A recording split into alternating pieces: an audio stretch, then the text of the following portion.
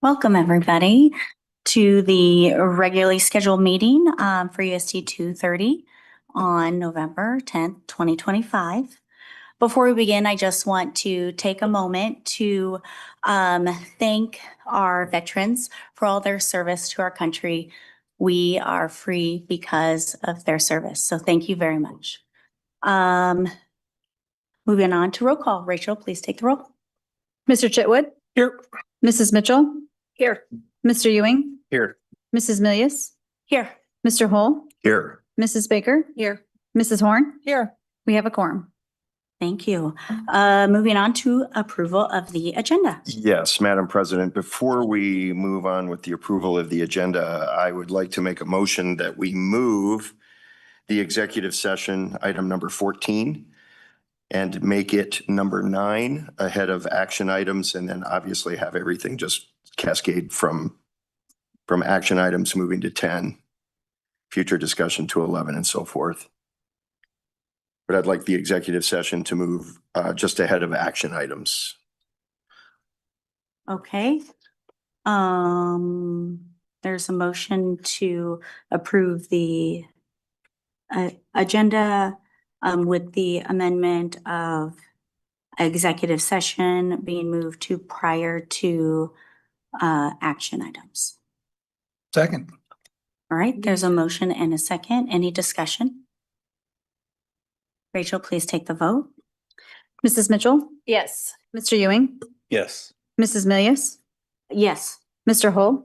Yes. Mrs. Baker? Yes. Mrs. Horn? Yes. Mr. Chitwood? Yes. Approved. Wonderful. Would everyone please rise and join me in the Pledge of Allegiance? I pledge allegiance to the flag of the United States of America and to the republic for which it stands, one nation, under God, indivisible, with liberty and justice for all.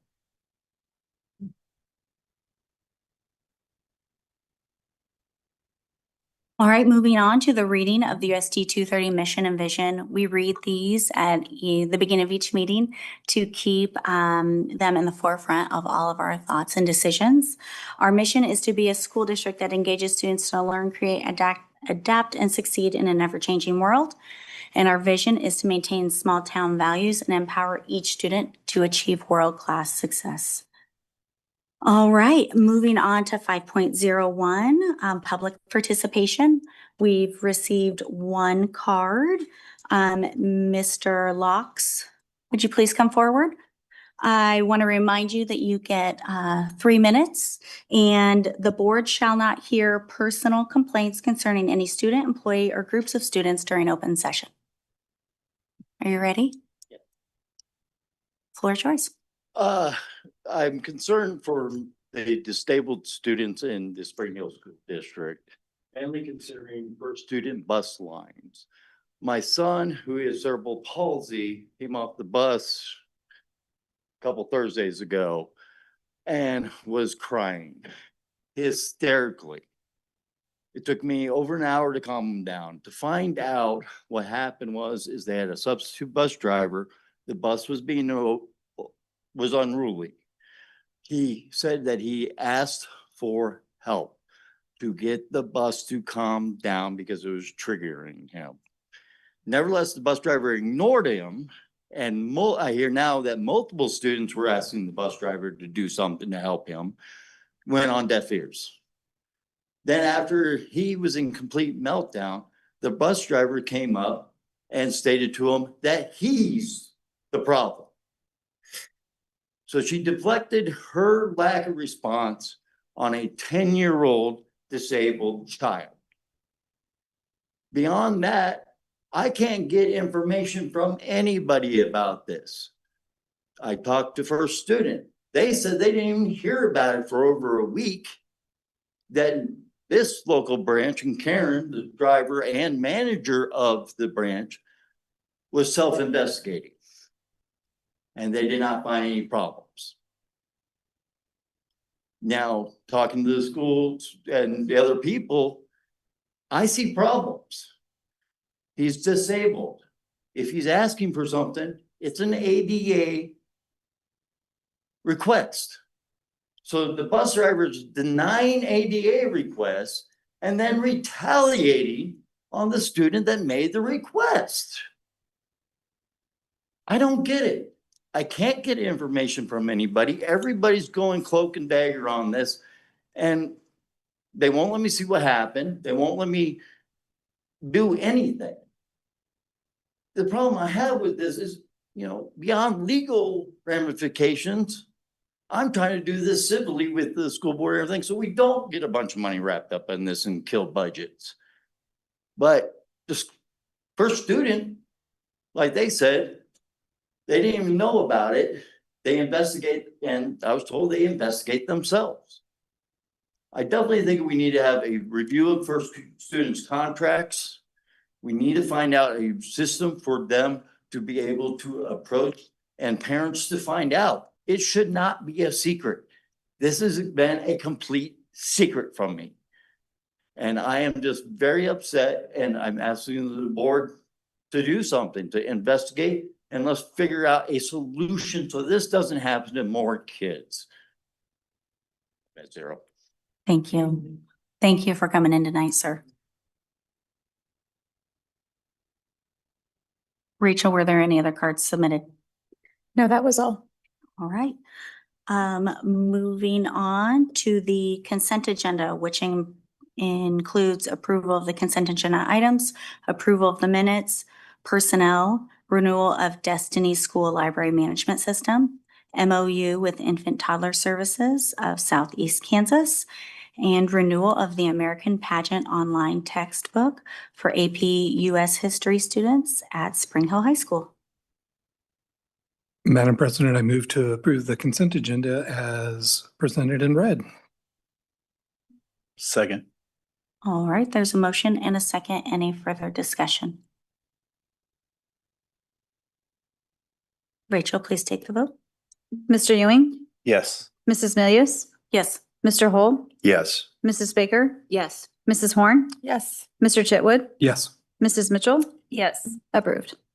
Okay, moving on to my favorite part of the evening, good news, recognitions, and announcements. Yes, our, Mr. Peavy from our Communications Department will come and introduce our honored guest this evening. We have some, once again, really great news to share from one of our programs within the district. Mr. Peavy.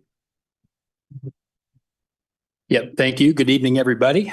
We are very excited to have some great representatives from the Spring Hill High School FFA program here tonight.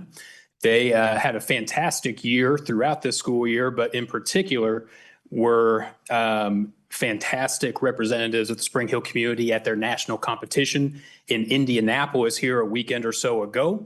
So I would like at this time to invite up the sponsors of FFA, Alicia Hampton and Lucy England, to come up and speak a little bit about FFA and how they did in Indianapolis. Hello, hello. So it's an honor for both of us to get to recognize these kids for all their hard work. They went to Indianapolis after they won state in early May for our career development events and late May for our leadership development event, kiddo. So they got to go compete, and it made for a pretty hectic schedule because we did have 11 kids there to experience national convention and get to go to that career fair. We had quite a few seniors who had never been before and really took advantage of that expo that has all of the vendors and colleges there. But let's start with Kaylee. Kaylee Howell competed in extemporaneous speaking. And I highly encourage you, if you have not had the opportunity, you can watch her finals round speech online. She did incredibly. We watched it as we were trying to park so that we could walk over because we had to pick some kids up from a tour.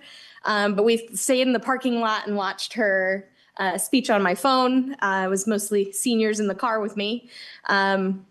But she ended up she went through her preliminary round. She was in the second wave, and then she broke to semis and was able to compete that afternoon. And then the next morning, she had to go back for her banquet, hearing nothing.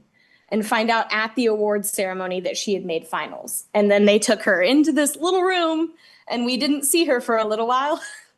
And then she got to go on stage and speak publicly.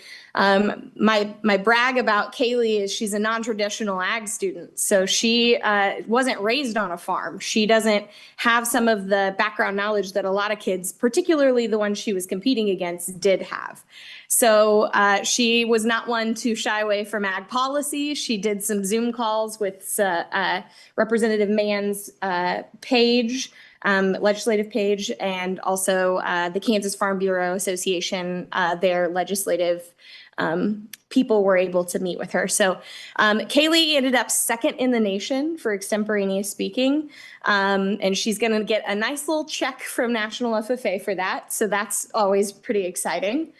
And then we have our poultry kiddos there at the front. They assured me they did terribly.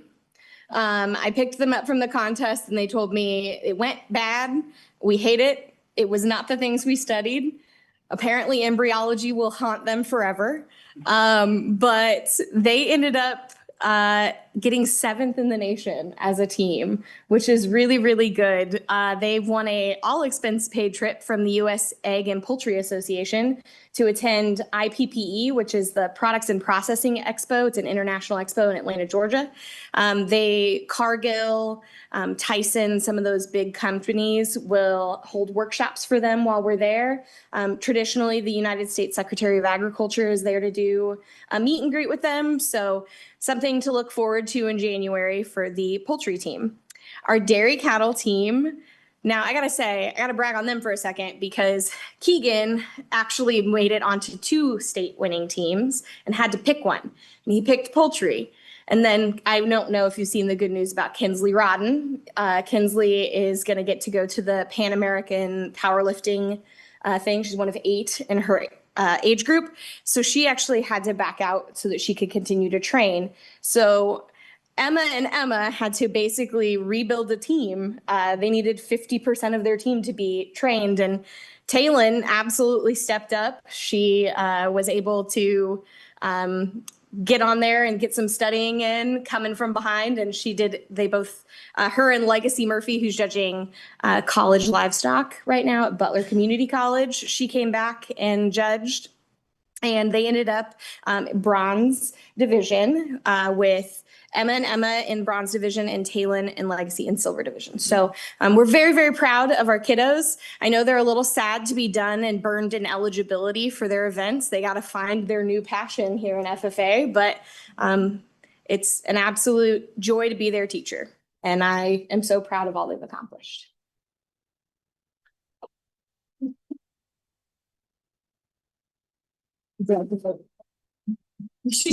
Lucy says she's good.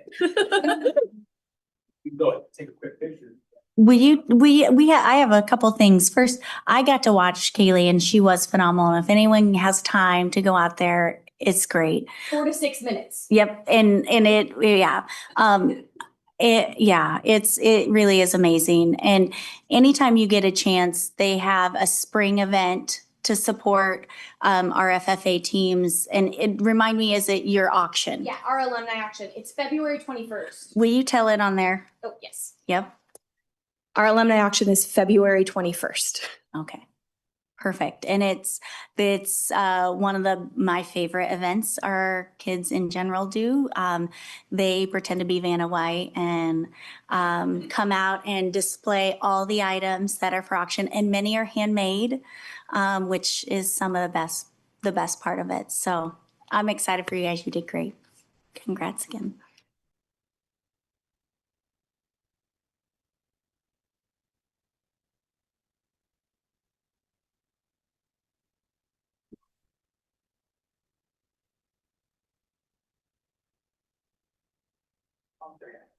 I'll take a picture for you. I'll get it. Same by That's how I can do it. Put it in Alexandria, you never get a chance for it. Yeah. And you gotta stay there for parents too. Then I'll get out of your guys' way so you can get in. I'm gonna get one for coach here.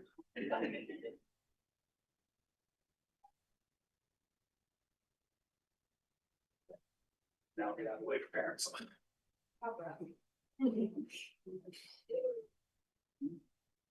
I'll sign it if you want it.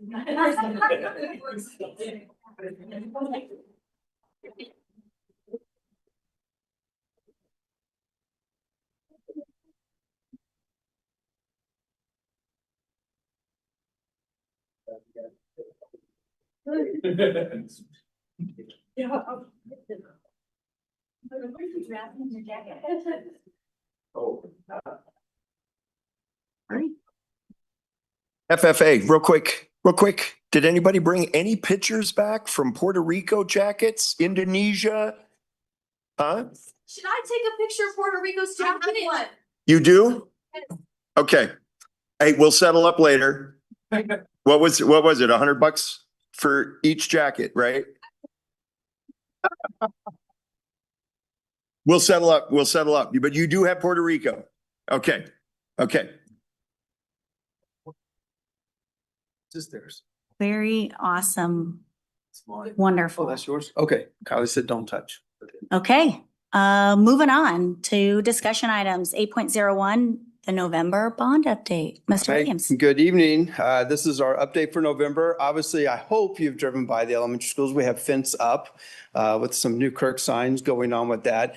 I am anticipating in our future presentations, it's going to be a little bit different. We'll have some pictures with you guys from the projects of where we're at.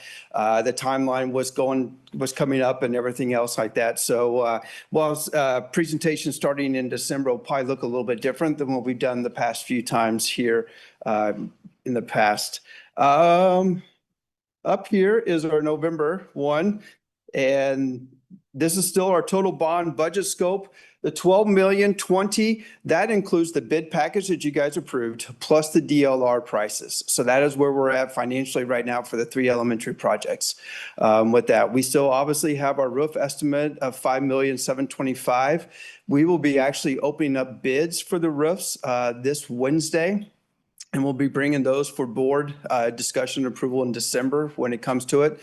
Garland's been running that search process. They met with contractors last week, went up on both Spring Hill Elementary, Spring Hill Middle School roofs, took measurements, looked at the scope of the job with everything else. We had a pretty large contingent. Kyla was also in attendance with them out here. And keep in mind, all these contractors had to be certified through Garland when it comes to our roofs. And so I feel really good about the process when it comes to that. HVAC is still also an estimate coming there. DLR is sent over paperwork to Newkirk Novak, so they'll be sitting out the first part of December. Bid package for HVAC units, so we'll probably be coming in January with you guys when it comes to the HVAC to make sure we're in line with everything else with that. So right now, we're still pretty much sitting where we're at with the budget, but I just want to let you know that the 12 million does include the bid package you guys approved and also the DLR price when it comes to moving forward. The total bond schedule. So this has been a little bit updated that we received overall from Newkirk. This is the big one. Notice the CT additions and the high school commons addition. The design process has been extended out a little bit with the bid process now happening in May and June. They still believe that this will not hinder the timeline for it comes to construction on the high school, but it does give us a little bit more time to work on the design and work through the process of CT addition when it comes to everything else with that. And the important upcoming dates that I have written down is just the roof bids opening up in November.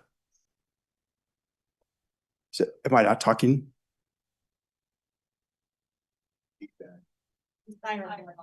Oh, okay. Okay. We'll let Peshnik look into that. Peshnik, make sure we don't have a tornado. Okay, we're good. So this is the elementary addition project timeline that I've shown you guys the last couple of times. Actually, late this afternoon, I got a very detailed timeline for each elementary school that I will be updating. I'll send you guys on a Friday update so you guys can take a look at it and then we can discuss it. I didn't just want to spur it upon you guys here at this meeting. So I will share that out so you guys have the detailed timeline, very detailed when it comes to everything else with that, just so you're aware of that. Some of the things holding up on the timeline, we are still waiting for a couple of things with the city of Olathe for permits. With the city of Olathe, they won't even let us put our job site trailer on the grounds. They let us put the fence up, but they won't let us put the job site trailer on the grounds until that is taken care of.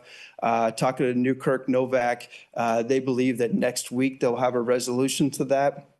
It was just paperwork being hung up in the process with that, and they'll get things taken care of with that. We have everything lined up with Spring Hill. Actually, they started working on the sidewalk scope for today. They're going to build that sky sidewalk there on the east side, so then kids will have an access to the playground while they're doing the construction. So they started working on that process today for the sidewalk.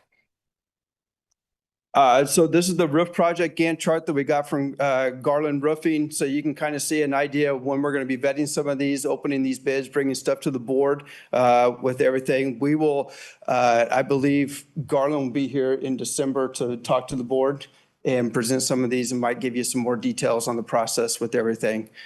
So if you have some ideas or questions about that, they will be here and available. The high school bond kickoff meeting, I shared this with you last month. This is kind of what we've been working with DLR. We've had a couple of meetings since then. We actually toured a couple of CTE facilities this last Friday. We went to Gardner to see their building for their CTE programs. We went to Ottawa High School. Gardner's is obviously separate from their high school. Ottawa's is connected to their high school. So it's just a hallway to get into it, kind of similar to what we're looking at for our idea. At Spring Hill High School. It gave us an idea, some visual sizes, some classrooms with some programming ideas, with stuff like that. We are still working on another visit to go see another building in Lee Summit to get an idea with the Lee Summit program. And then when I start talking about some of the design process, we have a visit lined up to K-State Salina to talk to them about the aviation program and see what kind of equipment and what kind of space we need to run the aviation or the drone program, possibly here at Spring Hill High School. So I've shared with you the last couple of Fridays a draft of what they're possibly trying to look at for some of the spacing, some of the design. I know this is a little hard to see with that. But if you look at some of the programs we've identified, possibly would be culinary, carpentry, the ag program, and then also, which one am I missing? The robotics and the engineering program with that.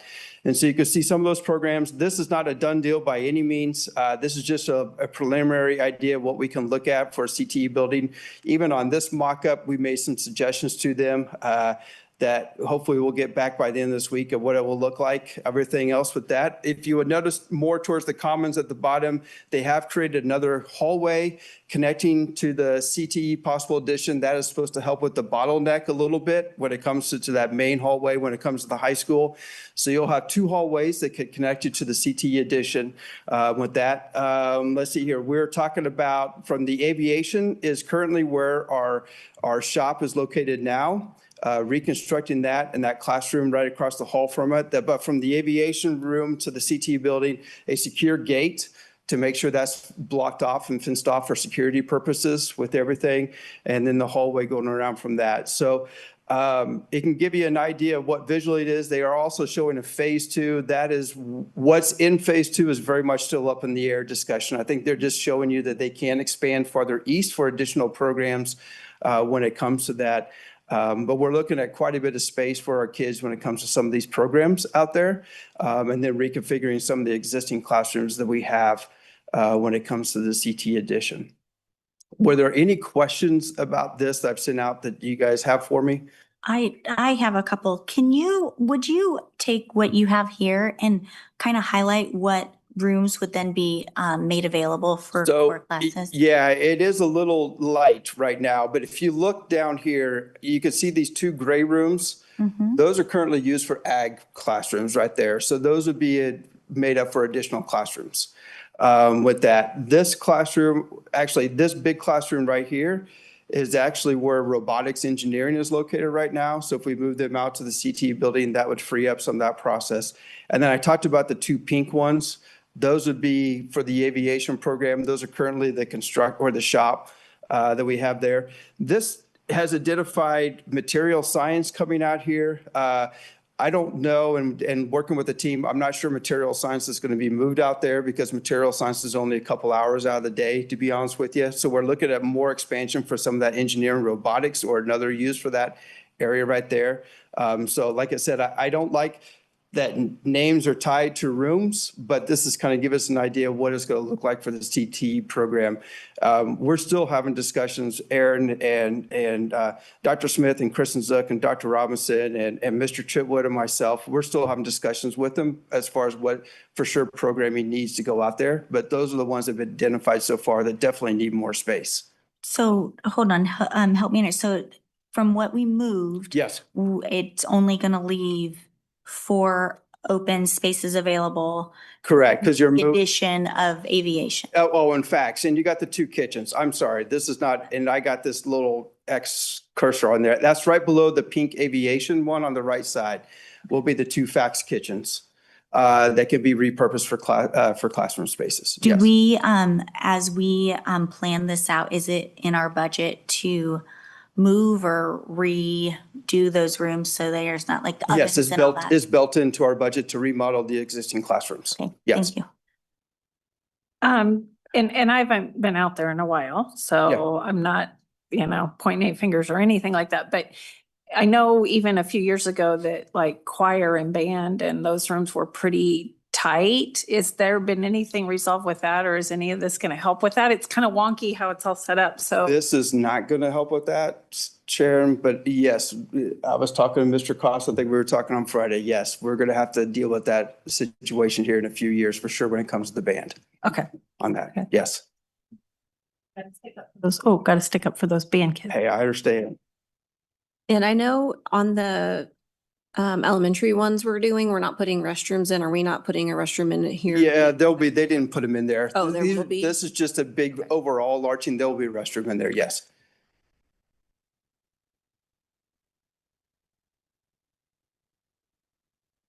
And I think I'm open for questions, but I think that was my last slide.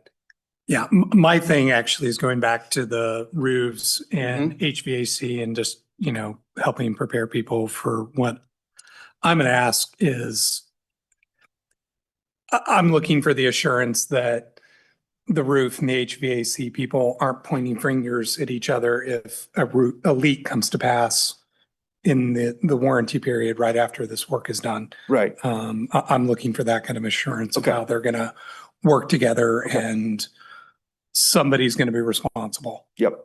because it can't be us at the dollars we're talking about. Yep. I completely understand that.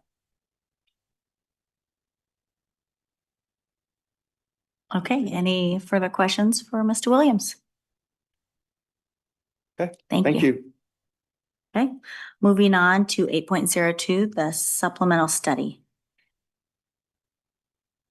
Yes, we have representatives from our Springfield Education Association along with Mr. Scott Peavy, who prior to his communications director time was working as one of the athletic directors within the district. And but under the guidance of Mr. Peavy, our Springfield Education Association put in a lot of work last year. And as we continue to try to invest in our students and our staff for the work that they do both during the day and outside the school day, we felt that might be a good time to also look at our supplemental pay and how it compared to other districts and could it be updated.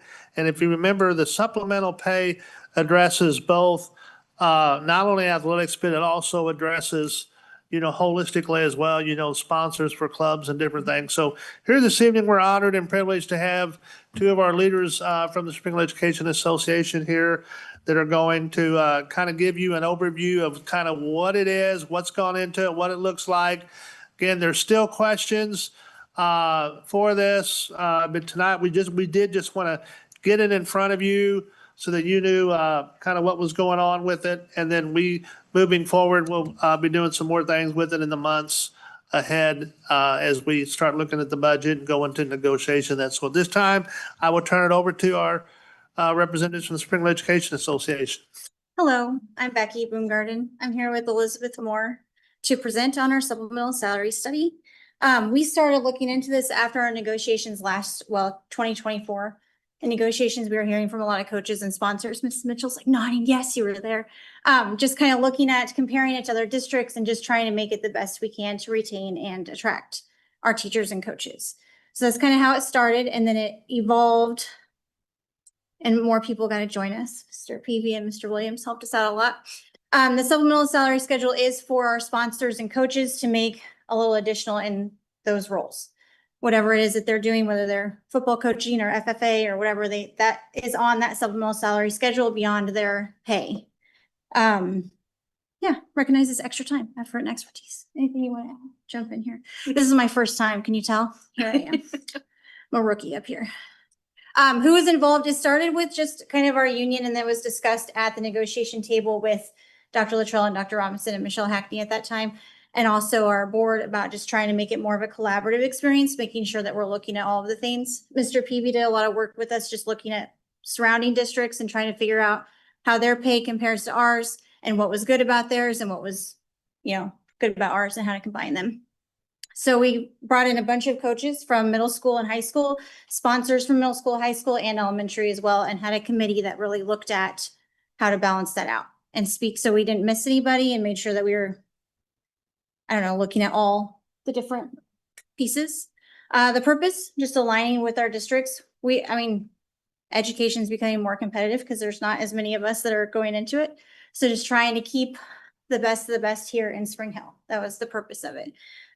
Retain coaches. We talked a lot about how if we added possibly like experience, what is the word I'm looking for? Salary schedule, where they get more with each year that they're doing it, how that attracts people and brings more coaches and sponsors into our district as well.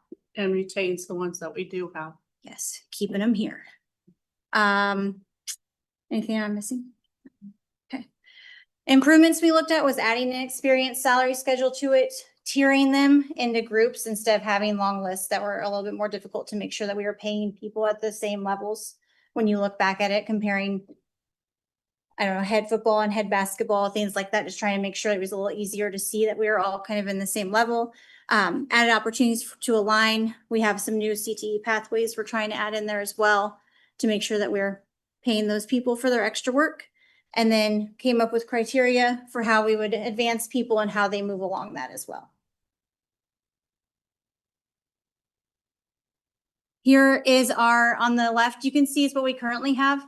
It's a list, and it has high school, middle, and elementary all kind of mixed up. And then we have our tiers on the other side as well.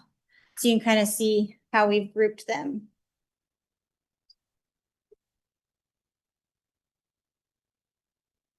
And see, we save paper with our new tiering. One paper, one page.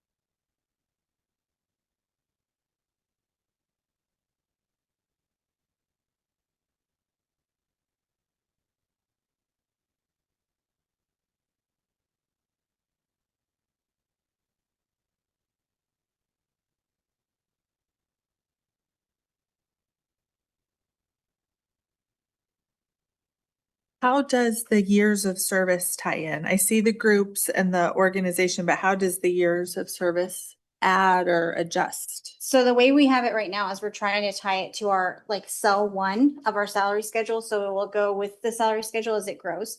Our supplemental salary in the past has only had, I think, 3 increases over the last 10 years for Doug Schwinn a year ago. So it would help that continue to grow. And then we have it set up where it would be from year 1 to 15. We just haven't finalized numbers of any of that. We're working with Mr. Holder to try to figure out how to make it work for our district as well.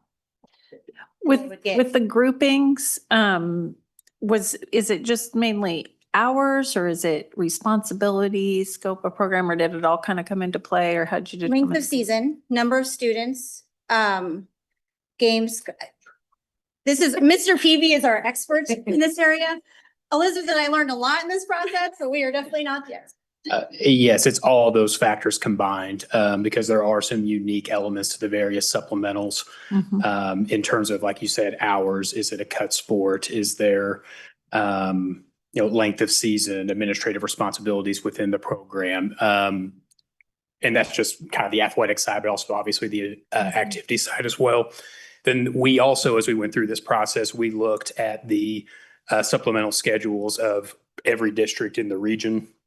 We looked and compared with Olathe, Shawnee Mission, Blue Valley, Garner, Edgerton, DeSoto, Lansing, Basehor, Linwood, and Piper as we went through this. And that also included looking at how they tiered their various positions as well. So there was a certain element of market competitiveness too, while still making sure we're doing what works best for us and what would be the Spring Hill way. But yeah, there's a wide range of factors that tie into that grouping.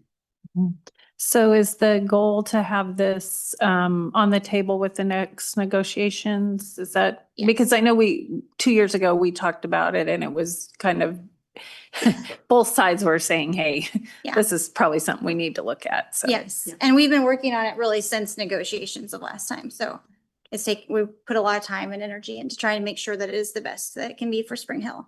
Great. So yeah, the final Thanks thing. for your will work be- on it. Oh, yeah. Welcome. The final should come out in May. And so are there positions here that habitually are difficult to try and recruit or fill? And what areas are those? And what are the driving factors for that? Is it the time commitment, the lack of offset on supplemental? What kind of factors play in your opinion, what kind of plays into that? What areas are they? And what needs to be done to try and overcome? Sure. Well, I can tell you, I haven't been a high school AD in Spring Hill. I have in other districts, but from a middle school standpoint, we did have quite a bit of difficulty at Woodland Spring getting assistant coaches. Usually head coaches, we were able to find someone, but teaching's a difficult job, and a lot of those individuals are ready to go home at the end of their contract day. So I know in particular trying to find assistant basketball was very difficult at Woodland Spring for a few years. Track, there were some times that it was about a week or so before the season, and I was calling some retired coaches I knew and trying to call in some favors to get some of those filled. And I think I speak for Lindsay, Courtney, Brad, and Angie on that as well from a middle school standpoint. And high school, it really is similar. Really across the board. There's not necessarily, I would say, a set, athletics position that maybe is more difficult to find than others when you look holistically at a salary schedule like this. But I do know that in order to attract, recruit, and retain some of those people, sometimes the extra dollars that comes from having a progressive salary schedule that takes into account experience, that can be the difference of getting someone to maybe jump over from another district or getting somebody that wants to continue accruing those years of experience with it, that supplemental. So if I heard you right then, Scott, I mean, at the middle school level, clearly assistant coaches just kind of in general is one that's difficult. In my experience. To fill. Yeah. The only thing I would be a little bit nervous about, I completely agree adding experience is important. Finding the right math to that, because you don't want it to become where your assistants are getting paid more than your heads. And so how you. Sure, no, absolutely. And one of the things. Maybe you do want a. Generally, no, because then your head coach would very gladly hand over that administrative. I know the head coach position is just. Sure. And list. And when we looked at those various districts, and every other district currently has some type of supplemental progressive salary schedule except us and Shawnee Mission. Like I think they mentioned, a lot of them cap at 12, but that's open to negotiations, and every district does it a little bit differently. I think Basehor goes to 18 years. But there's various ways that you can go about that progressive experience. One thing that the study that we eventually settled on was in essence the Olathe model, which has the years of experience with a longevity factor tied into each column of each year, Right. which I forget exactly what theirs is. I think it might be like 3.1% that then increases as they go. But that's where the groupings that are tiered as they go through negotiations, there would be stipend amounts associated to each of those groups, Group A being the higher paid ones, and then down the line where there would be, this is the minimum stipend for someone with 0 years experience versus whatever that cap is, 15 years to 35 years. Right. I think we have a couple of coaches who are in their they have over 30 years of experience. But those tierings are set up in a strategic way where there's no potential for even a 30-year assistant basketball coach to be making more than a first-year head basketball coach. Right. And that's due to the difference in the tiering and the responsibilities of that. Perfect. Well, and I think my question kind of ties in with it, which is when you say 30 years, I'm not sure you're talking about anybody who's currently with the district who has all 30 of those years with our district. Correct. So are you wanting it to be like the salary schedule where it's all years experience at all districts, or you start out in Group A as the high school football head coach? Step one, the first year you're here, is that what you're saying?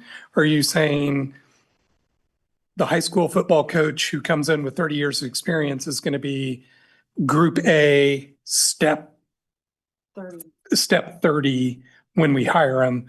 Because that kind of ties into April's question / concern, which is having assistants or having people not take a job that they're otherwise qualified for because they're not going to make more money. I mean, I think in our. You know what I mean? Yeah. In our conversations, we left it open where we would be able to acknowledge that experience from other districts and move them into that piece in the salary schedule. The point is to retain and attract coaches. So if we needed, we were open to that as long as it was at an education level so that they would be able to come in with their experience. Okay. Yeah. And just to say it out loud, I presume that none of this has any impact on what we're doing with Rule 10. If we can't find somebody, They would still. we pay them whatever we pay them, and it's not to do with. It's any supplemental, whether Yeah. it's Rule 10 or certified, would still fall under, which is how it's currently done now. What it's currently done. So if Mhm. if somebody's not willing to do it for what's in the schedule, and we can't get a sponsor, then it just doesn't happen. It would be an unfilled position. Like Rule 10 is just any non-certified person who Sure. takes the coaching. But yes, anyone who accepts the coaching position would get the stipend as per the supplemental schedule. And then, so do we give them the experience if, yeah, I used to be a coach and I had my license 20 years ago, but I'm just interested in being a para now or whatever they want to do. I want to be a custodian. Oh, but I'll coach football. Do they fall in the experience years? I know it's an oddball question, but No, I mean, it's very much something that comes up, especially when you have maybe retired educators that have years of experience. From the committee that we put together, we were proposing that we would honor those years of experience, whether Rule 10 or certified. And that's where the cap comes in, where it could be 30 years of experience, but if you negotiate a 12 or a 15. yeah, you're going to be same. at step 12, 15. It's- I'm just trying to get that happy, warm feeling that everybody's going to be happy about it. I mean, it's my opinion, And a lot of our Rule 10 coaches come because we're not filling them with our teachers. So I would say, I would honor the same salary schedule for them that we're presenting for all of our coaches and sponsors. Yeah. I think to be fair, and I mean, all of our people are an investment. We're, and to give the kids the best possible experience. I think that's fair. Okay. Sure. thank you. Just Yeah, I think that was my question along the same lines. Our current supplemental schedule, is it reside in the master agreement as well? It does. So this would fall under that. And then I wondered about the Rule 10 as well. I guess I had never thought about that before and how we work that. So it all flows cap. Yeah, perfect. Like we're working on it now and happy to answer any questions, but all of this is part of the master agreement that we'll negotiate in 2026. Yeah. Awesome. I'm really excited about this. So there's been quite a few times I've asked about it, asked if it's something we could work on. So I'm glad to see it going. Our coaches put in a lot of work. So yes, they do. Okay, any other questions or thoughts?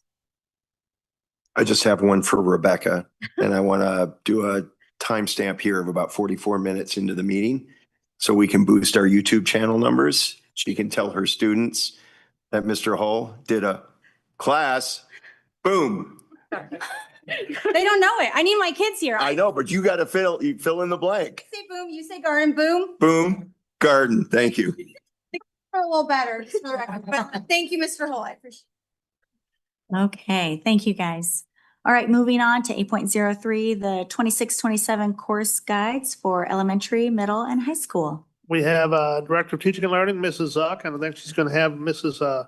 Leah there as well. So come and present to us the course guides. And again, the reason we do this at this time of year to start introducing them is because, believe it or not, right after the holiday break, come January, early February, we will be, the counselors and the staff will be enrolling and students across the district for classes next year, especially at the high school, as well as somewhat beginning even in middle school with the choices they'll be able to make. So, Mrs. Zuck, it's all yours.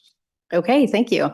I will be sharing with you just a little bit about the changes that we have made to our course guides this year, along with, I have Kyle Cost and Leah Good up here to share a little bit more with you. This is a team effort. So every year, at the beginning of the school year, we do open up a survey for teachers and all staff members where they can let us know of any changes that they'd like to see in their courses. They will request sometimes courses that they think would be really beneficial to our students that we don't currently have.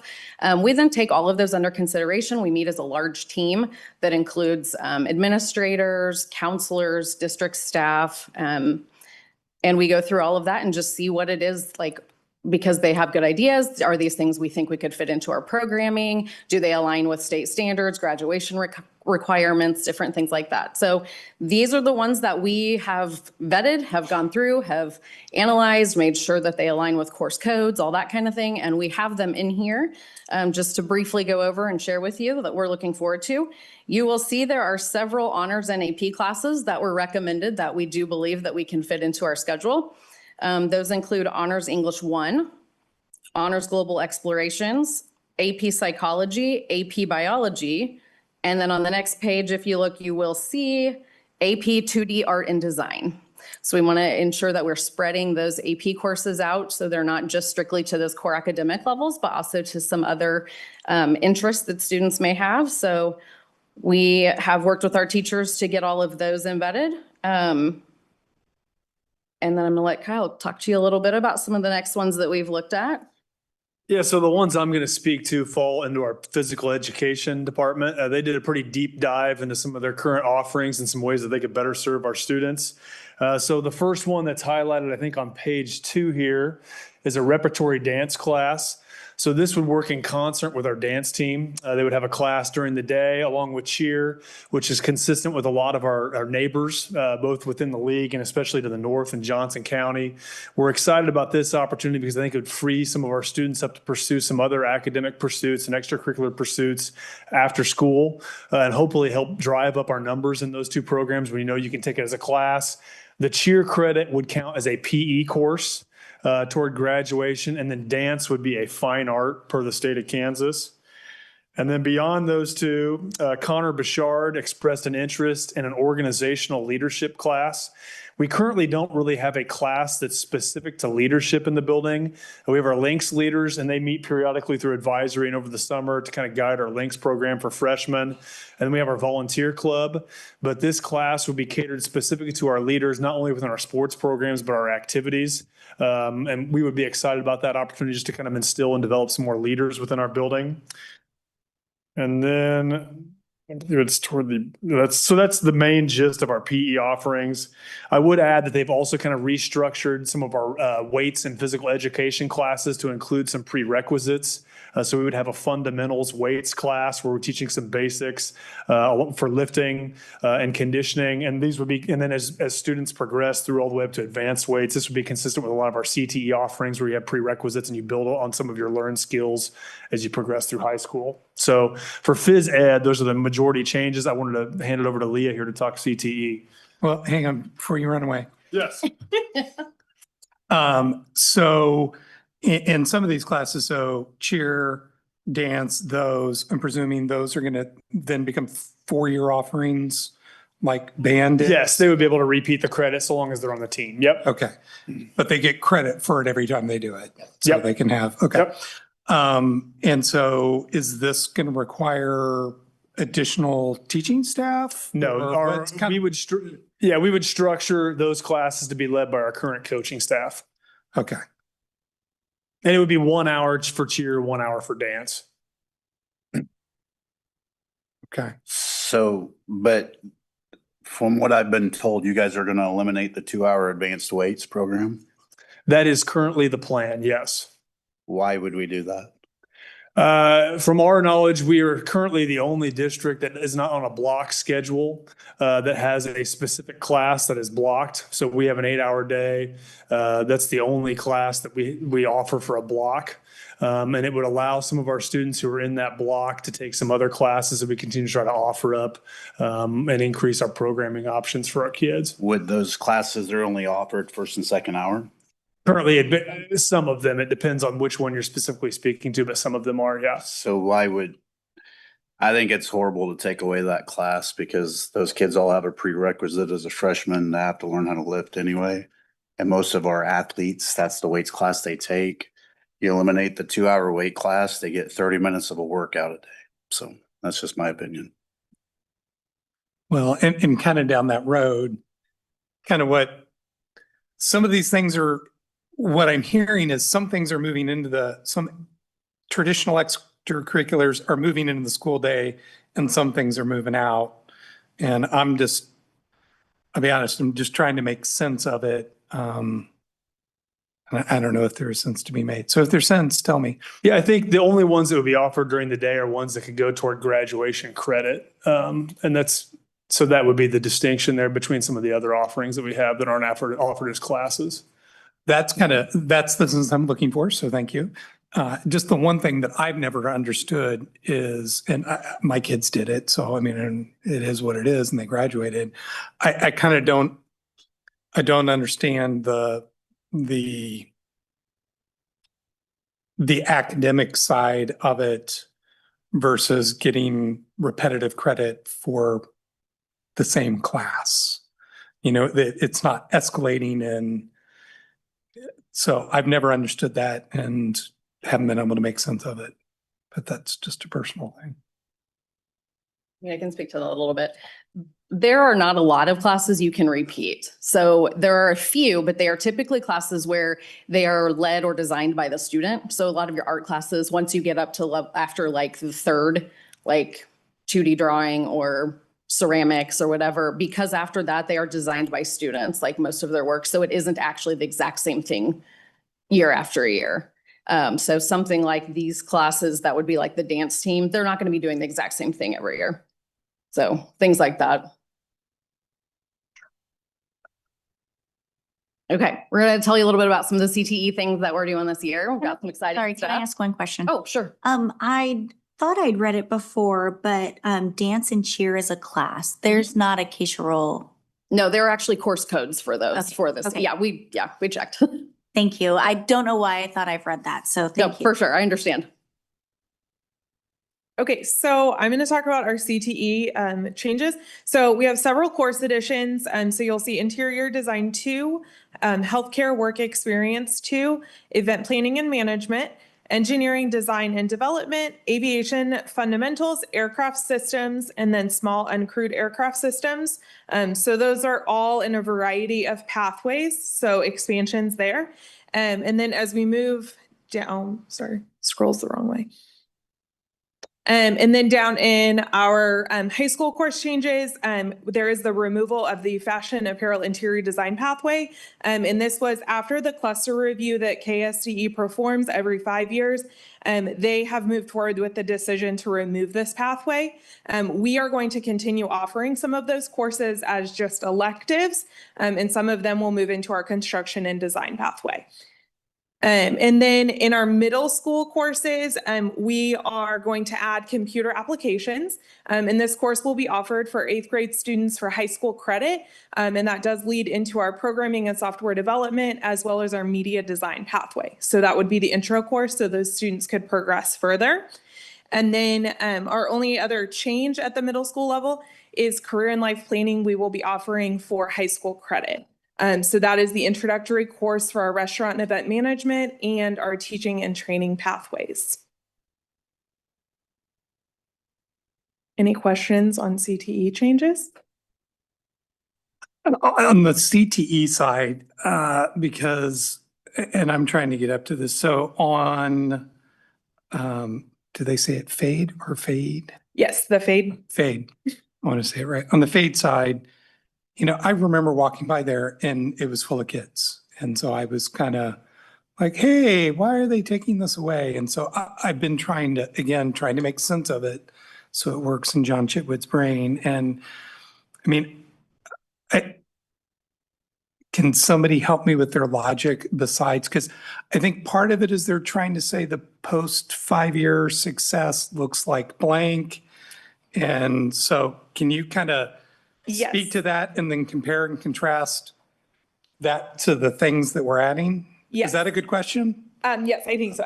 I think I understand and can answer that. So this is one that I will be honest, kind of was surprising to me as well.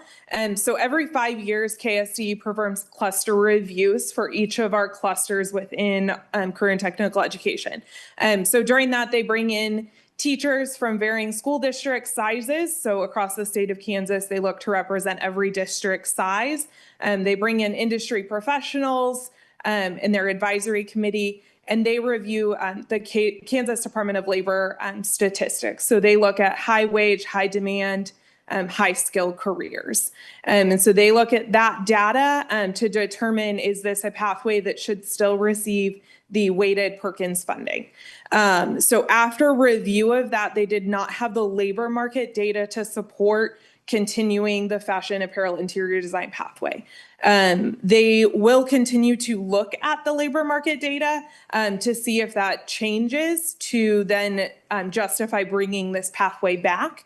But currently in Kansas, it is not, our data does not support the fashion apparel interior design side.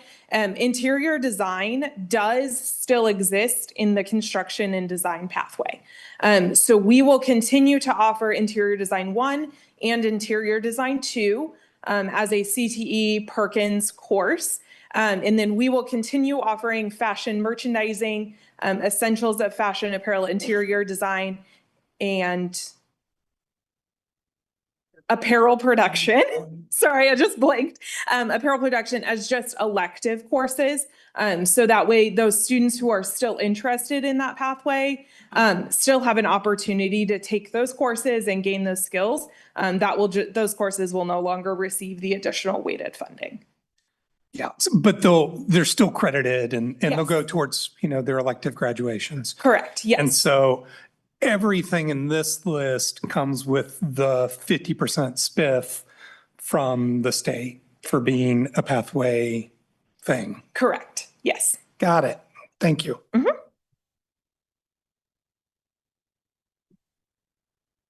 Okay, and all 3 of the program planning guides are linked in there as well. So take a look at them. They look really nice. But those are the only ones that are really those are the changes that you would find, other than things like we update the cost of taking a class from Johnson County Community College and things like that. But those are the only things that would be new or changes that you would see.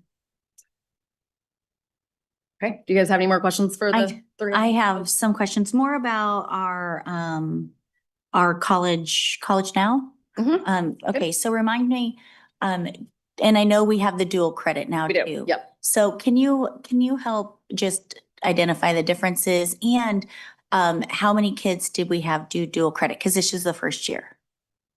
Oh, dual degree. Dual degree. Yes. Okay. Okay. There's a variety of different things that we offer. This is the first year that we have dual degree. We just have the one We have one student, correct? Who will graduate next year with like a high school diploma and an associate's degree from Johnson County Community College. That student will take all of junior and senior year at the college campus. So when they do that, we have to work with them to put together like a schedule that works so that their classes they are taking will count as graduation requirements for us, because that they still have to count as both. So we right now will only have one student, but I anticipate that that would be something that will increase in number once we've identified kind of their different opportunities for that. College now are the courses that we teach here. And so we have students take classes here. They then pay the money to Johnson County Community College to get the college credit. As an instructor, you have to follow then the outline, the curriculum from the college as well. And you have to meet their criteria to be an instructor for Johnson County. So not just any teacher can do that. So those are things that students have the opportunity to take here. So that really, we like College Now a lot because it's accessible for more kids because they don't have to leave the camp, like our campuses, to go get those credits. And remind me, when we teach College Now, the curriculum comes from Johnson County. Correct. Mm-hmm. And we just follow their We curriculum. do. And a lot of the time, so do the resources. Like they will also often provide the books for us, or they'll provide And the worksheets and the mhm. assignments. So we don't really adjust any of that. That really just comes No, from. you actually, yeah, you can't really, because it has to be the same as what you would see at the college for the kids to earn the college credit. So yeah, you do have to follow, and we do submit them. So the teachers have to create their schedule, like their syllabi, and then also their courses, and they have to submit them to the college to get approval for them to then earn that credit. And I know, one last question, with the dual degree, the one student we have, what will she have her degree? Whatever, I don't know if it's girl or boy, but what will they have their degree in? So No, she'll have an associate's of applied science, I believe. cannot remember what. And I don't remember what her degree, like which major she chose specifically. That's awesome. And that is really awesome. Change it too, but yeah. And was she kind of like a beta test to see how we could work it? And do we plan to really push? Because that can be, they're a step ahead. That's awesome. Yeah. A lot. Well, and that's kind of my question, because how does that, is there kind of the halfway in between of being able to do enough College Now that it then makes sense to transition? And The and to difference work- is that it is very like scripted. So you have to actually look at all of the requirements to get an associate's, and then we have to put almost a specific schedule together just for that one student. So here's what you have to take from their things and how would that transfer into our graduation. So you almost have to have, so like with College Now, you can kind of pick and choose whatever you want to do and just transfer all of those, but it may or may not have been enough to complete an associate's. But if you want to do this, you actually have to very intentionally pick all of the classes that you want. So And at what year are they needing to make that choice? Is it like sophomore year? Sophomore year, you got to get all your requirements. Because it would take, can't- it's yeah. the 2 years. It's the junior and senior year that they'll Yeah. take. Yeah. You can't take whatever class that you want to take as an elective this year. You have to get your Mhm. Yep. ASDE requirements done. Correct. Okay. And So- Christian, what does that student schedule look like then as far as being split between the two campuses? No, they're full-time They're at full-time Johnson. over there. That's what I thought. Okay. Yep. Yep, that's what I thought. And are they still eligible for all of our Mhm. activities and sports? And okay, wow. Yep. It's a great deal. It Is a there really is there a good way deal. to give those individuals some type of distinction or mention during graduation? I'm just throwing it out there as an Is that idea. your plan? Yes, we will acknowledge that student upon successful completion in the program planning, or not the program planning guide, the program, the graduation program. So. Yep. Okay, other. Well, just the other is once we start going down more of these CTE roads that cross over into JCCC, when do we get to the place where we're doing 9/10 of the degree here and they only have to go up to the campus? You don't have to answer that today, but We'll talk about that later. okay. Okay. Any other questions or thoughts? Okay. Thank you guys. Thanks, guys. I'm going to stay here because I'm next. Oh, okay. Yes. Yes, ma'am. And moving on, 8.04 instructional material pilot proposals. Okay. I have some friends with me for this as well. Okay, let me find where I'm at.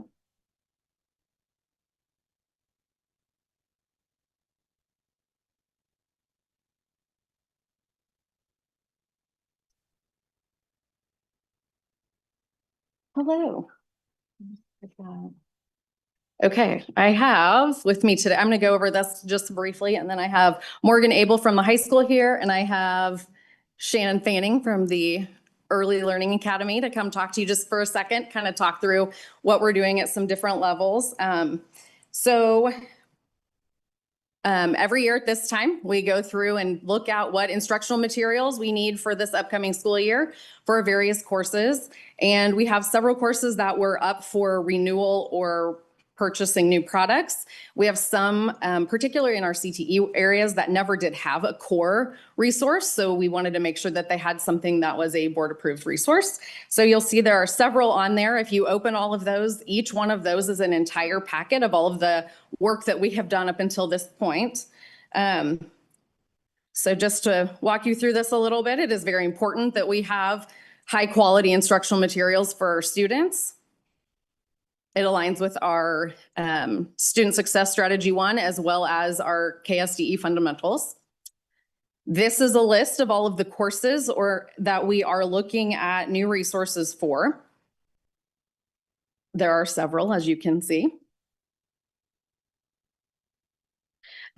This is our timeline. Each of these steps is taken from our procedures for the selection of instructional materials guidebook that we have here. And you will see the very first thing that we did was just to define our educational goals and objectives. So this is where we look at each of our courses. We make sure that what we're looking for aligns to our state standards, which is what we're required to teach, and then also would align with the curriculum that we've created. And we began that process in July. We then established a budget. We did check with Mr. Holder to make sure that that was an okay budget. And then we formed our selection committees. So these are teachers that teach all of these courses or representatives for those elementary levels. It's a lot of teachers. So we pulled in representatives from different schools and grade levels to work on this pre-screening process. We started that in August. We then formed the Education Advisory Council. And there are 7 people on this committee. There are 2 community members, principal, the special education staff, and a couple of teachers on this committee. And we've made sure that we had a nice solid representation there. We then went through and researched all of the available materials. So this is when we reach out to all of our vendors. We look at all of what research says are the highest rated products for each of these courses so that we have a good variety for our teachers to look through. We then do an initial evaluation, which is like a pre-screen. So we bring the teachers in and they often go through a training with the vendors to even learn how to research these materials. They have a rubric that they complete and they go through to narrow down the number to just 2. So the ones that you will see on your list or sitting out here, we do have them out here, physical copies of them for you guys to look at. There are 2 for each course, so that when we pilot, it's just between the 2 highest rated. We then in September had our resource event for public participation. So for a week, we had all of our materials sitting out here at the district office. If anyone wanted to come review those materials, look through them, provide feedback. We did not have anyone this year. And then we did have the EAC for the month of October, went through all of these materials and filled out rubrics, filled out a survey to evaluate the different resources. So that was all done in October. The rest of these materials, we do have the data available for you. Like I said, that includes these things. So you can see the evaluations that the teachers committed. Let me look at that. Oh, the committee filled out. We had public participation feedback that we did not have any for this school year, so there's nothing in there. And then the Education Advisory Council did complete those, and they are in there as well. Also, you will have in your executive content, you will have the online access for those proposed pilots. We do not publish those because we are not allowed to. The pilot program, what we like to do is implement the very top products for a short amount of time. We need the teachers to be able to see if the materials actually work in the classroom the way that it looks like they will, because you definitely don't want to purchase something and then find out that they were really good at selling it to you, but it didn't actually do what you thought it would. So the teachers really like to have a little bit of time at least to work with their teams on that in their classrooms or with their classes. And we do work with them on, once they've narrowed it down to the 2, and these are approved, we will then bring in vendors so that they can get a little additional training on them. And then we will give them time to plan lessons so that they fit appropriately within the school year, so that they do not have to like stop with their teaching to randomly do this and then go back. So it fits in seamlessly with what they're doing. And then we will be back to you again for approval of these products after they've had time to pilot and reevaluate and determine what they think the best ones are. I don't know if you guys, and just to talk a little bit about that process from like firsthand, I'll let you talk a little bit if you'd like. Thank you. So being on our 3-person business department, we've been responsible for teaching personal finance for a number of years here in the school district, kind of ahead of the curve of other places. We've determined that's going to be a graduation requirement for us. But now the state has adopted the national standards and has determined that every Kansas high school student needs to have financial literacy as a grad requirement. So this summer, we started out this process of looking through first and foremost our free materials that are out there. The state kind of compiles a list of places that offer free materials for resources for teachers. So the first thing we want to do is go back and look and see, hey, what is out there that maybe we could potentially use to help be cost effective to this? Which obviously, as teachers try to do, if there's something free out there that we can use, great. It's an awesome thing to have. But we also know the downside of a lot of these free resources, they come from a number of different places. You don't know how long you'll have access to them when things change. And trying to hodgepodge together an entire curriculum guide for students can be a real challenge there. So we went through this summer and tried to figure out if there were things there that we could use, but we figured out very quickly with going through all the different things, we needed to kind of narrow this down and try to find one that sort of fits everything that we have and narrow down to a specific curriculum. At the beginning of the school year, we met as a department here at the district office and first started taking a look through our vendors there, kind of seeing how this matched to our national standards. One of the challenges is when you look at the financial literacy national standards, there are over 30 to 35 benchmarks within each unit. And adds up to a lot of information that you're trying to get through for a lot of kids in a very short amount of time. So the first thing that we tried to do was go back and look and see, well, of these materials that the vendors are opposing to us, which of these can actually fit and effectively hit on each of these standards that we consider very important for our kids. So going through that process, we evaluated a number of textbooks, and first and foremost, once we look and see which ones kind of hit that criteria, we say, okay, these are the ones that we'd really like to sort of focus on for the next process. A few weeks after that, then once we sort of narrow down which ones we think could potentially fit based on just the national standards, we go back and then we evaluate, okay, what kind of teacher resources are here for us? What resources are there for the students for differentiation and helping kids understand this material better, making sure we have assessment materials available. And one of the big things that we like to do is for these vendors, they'll do demonstrations for us through their online curriculum and programs and applications that they have, highlighting the cool stuff that they do, the things that are currently working for them, and just to give us a better feel of what this looks like for the teacher user on this aspect of it. Once we get through that process and we saw the demonstrations of both of those materials, we thought they could both be a potential good pilot course for us. So then this last week we met and sort of made sure we narrowed down, okay, looking at what we teach and how do we fit that. If we are able to approve these materials, how will we start piloting that course here this spring in January and February to kind of gather up our data from not only the teachers, but the students to see, what is working, what is not working, how does this ultimately work out. kind of going through that process, one thing we also focus on as we do that is always kind of going back to what we teach and how we do things. Matching with the national standards, we kind of focus on 6 key units. Within each one, we kind of focus on a few different things. For example, the first unit that we focus on is earning income. Within that, we talk about some career exploration, looking at different benefit options that employees offer, understanding taxes and what it goes to and how you actually file your taxes and practice filing taxes. We move into spending, where we talk about short-term, long-term financial goals, understanding different types of budgeting methods that work for people, really trying to narrow down some of the specifics there, and being able to have a plan of how they're going to spend their money. We move into saving as well, understanding the importance of how we save money, really getting into the impact of different types of savings options and investment choices that are out there. Tying into that, we get into investing, one of our more fun units. The kids see the value of understanding, different opportunities of investing money out there, from stocks, bonds, mutual funds, 401ks, IRAs, all the different things out there. And seeing how the importance of starting early and trying to build a lot of compound growth with the interest over time is a huge focal point we really try to stress to the kids. After we get through investing, we start to looking at managing credit, having kids understand the importance of how the credit industry works, what credit is, credit scores, how this is going to impact your financial ability to borrow money. And then more importantly, if you do take on credit and debt and things like that, how are you going to manage it and deal with it? And then we kind of finish up with managing risk and understanding really more the insurance side of things for kids, making sure, can you understand the difference between a premium and deductible, understanding how the insurance game works, important aspects of how, when you're going through the insurance process, the key ones that you need for health insurance, auto insurance, life insurance, things of that nature.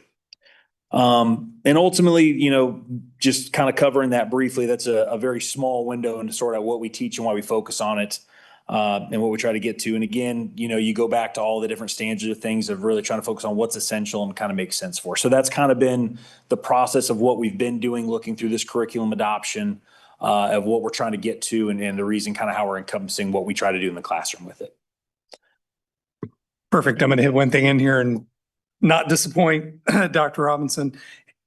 Amortization, loan amortization, is that in there? Understanding the cost of borrowing. Yes. Is so important. Yes. I am so personally tired of seeing videos in the news and people going, but I had no idea it was going to cost me $50,000 in interest. And I go, wow, we need to teach this in schools. So is that in there? Yes, it is. We do talk. I feel so good. Thank you. Well, and the one comment I would make there, John, goes back to what you said about, let's just use dance team. If there's a credit that's out there that our students should be taking, this should be included 9th through 12th grade. And I don't care if it's the same lesson every year until you beat it over their head. So that's my 2 cents. Okay, and then I'm going to have Shannon come talk to us a little bit about the pre-K process. Yeah, so thanks for having me. You probably don't get to hear from pre-K very often, so it's exciting to be here. First of all, I just want to say that, I appreciate teaching and learning and all the support that they've given through this process. Coming to Spring Hill just last year, this is certainly all new to me and how you all do it. And so they've been a great support. So I just want to say thank you for that. Going back before we even got to the resource adoption, the past couple of years, our teachers have really been working in their PLC time on really identifying what the essential standards are in both literacy and math. And so they have really already been doing a lot of groundwork the last couple of years to say, these are the skills that are essential for our students as they get ready for kindergarten. What standards are important? What are the most, kind of what rises to the top? And so they've already been doing that work for a couple of years. And in looking at our data historically, our math scores are higher than our literacy scores at the pre-K level. And so really going back and analyzing then, what is it that we need to do for literacy to make sure that our students are kindergarten ready? And so that's really where this kind of all started. is the hard work that these teachers have been doing already for a couple of years. So knowing that we needed to look at literacy, Kristen, myself, Dr. Smith, and now Molly, and sometimes Jolene even has been in on that conversation, but have really been working together since summer or even last spring to talk through what we need to do to keep up with the science of reading. And we know that Kansas has been really pushing a lot of information out about the science of reading for the last 5 or 6 years. And at the pre-K level, we really haven't adopted a resource for literacy or for math in quite some time. The resource that we did have that is in our building, the copyright date is 2017, which very much is before a lot of the science of reading things came out. When they moved into this facility, our teachers took the standards and really kind of built a little bit of their own curriculum. And so in terms of a resource, I don't think one has been adopted for core content for a while. We did adopt something for social emotional a couple of years ago. So we do have that, but it really is probably time to make sure that we're meeting the standards of the Kansas Early Learning Standards and what the state has set out for us. So our teachers took some time to do that. And at the beginning of the year, professional development in August, our teacher teams met with 4 different companies to look and match up those standards that we know are essential and that they have mapped out to the curriculums that are available to us. And we, Teaching and Learning has already vetted those and make sure that they are evidence-based in nature. And so also, since that time, the state of Kansas, I've been working with quite a few people at KSDE for various things. Lori Curtis, who works for KSDE, has come in and done professional development with us with that literacy focus. So we know what good practice is and review those strategies and instructional tools available to us, and really have some good professional development as we're kind of looking at the lens of these curriculums. Our teachers then use the rubric that's established by the district to assess those 4 resources that we met with in August and narrowed that down to 2, which you would see on your list. And then something else that we've done this year in conjunction with KSDE, they kind of gave us a suggestion of places that we might want to visit to go out and just see what other professionals are doing in the world of pre-K. So we took a day, September the 2nd, one of our professional development days, and went and visited a pre-K facility in Leavenworth, which was exciting. Our teachers very much enjoyed a day out and to collaborate with other colleagues. And so that was a fun opportunity to be able to see how they're addressing the needs of their kids. So that's a couple of things that we've done this year along with the resource adoption. We will, Kristen laid out earlier, we will plan to meet with those 2 companies in December. January and February, we will really dive even further into those curriculums and pilot them. And then come back and utilize those rubrics again to score those resources and make sure that we're getting a resource that matches the Kansas Early Learning Standards, the expectations of the state of Kansas, and our curriculum maps that we have set out with our essential standards. So I'll turn it back over to Kristen, but if you have any questions, I'm happy to answer them. A question in there. So in bringing in a science of reading material, I am presuming that it aligns with KSDE's letters certification as well. I'm just looking for affirmation. Yeah. And are we doing letters certification for staff at Sheila as well? Yes, so our teachers, it was prior to me coming, but our teachers did go through letters I think that would be 3 years ago now. And so we have hired 2 new teachers since that time. At least one of those has had letters training at the pre-K level, and I believe the other one has had letters training at the elementary level. So our teachers are very familiar with letters. And in fact, when we have done professional developments the last 2 years since I've been here, we come back and reference those materials often in our discussions specifically about literacy, because letters has some real specific checklists and some good tools in there for our teachers to be able to come back and reference and utilize. So thank you for asking that. No, perfect, because that kind of gets to the point. We're now at the place where soup to nuts, doing KSDE letters. This is, I don't want to call it a finish line, but it's certainly a goalpost along the way. So good stuff. Okay.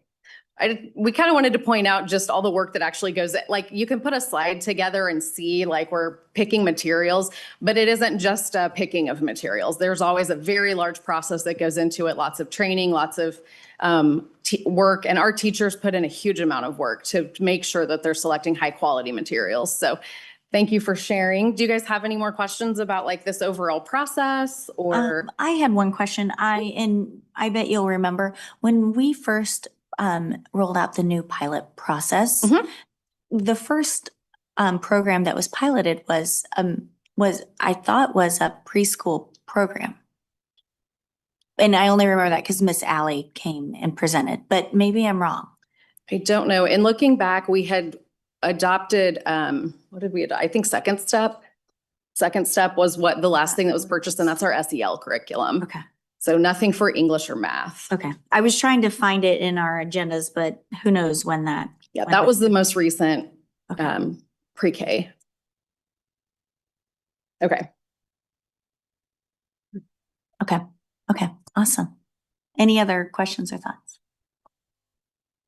Okay. Thank you, guys. Thank you. Okay. Moving on, 8.05, the solar array update.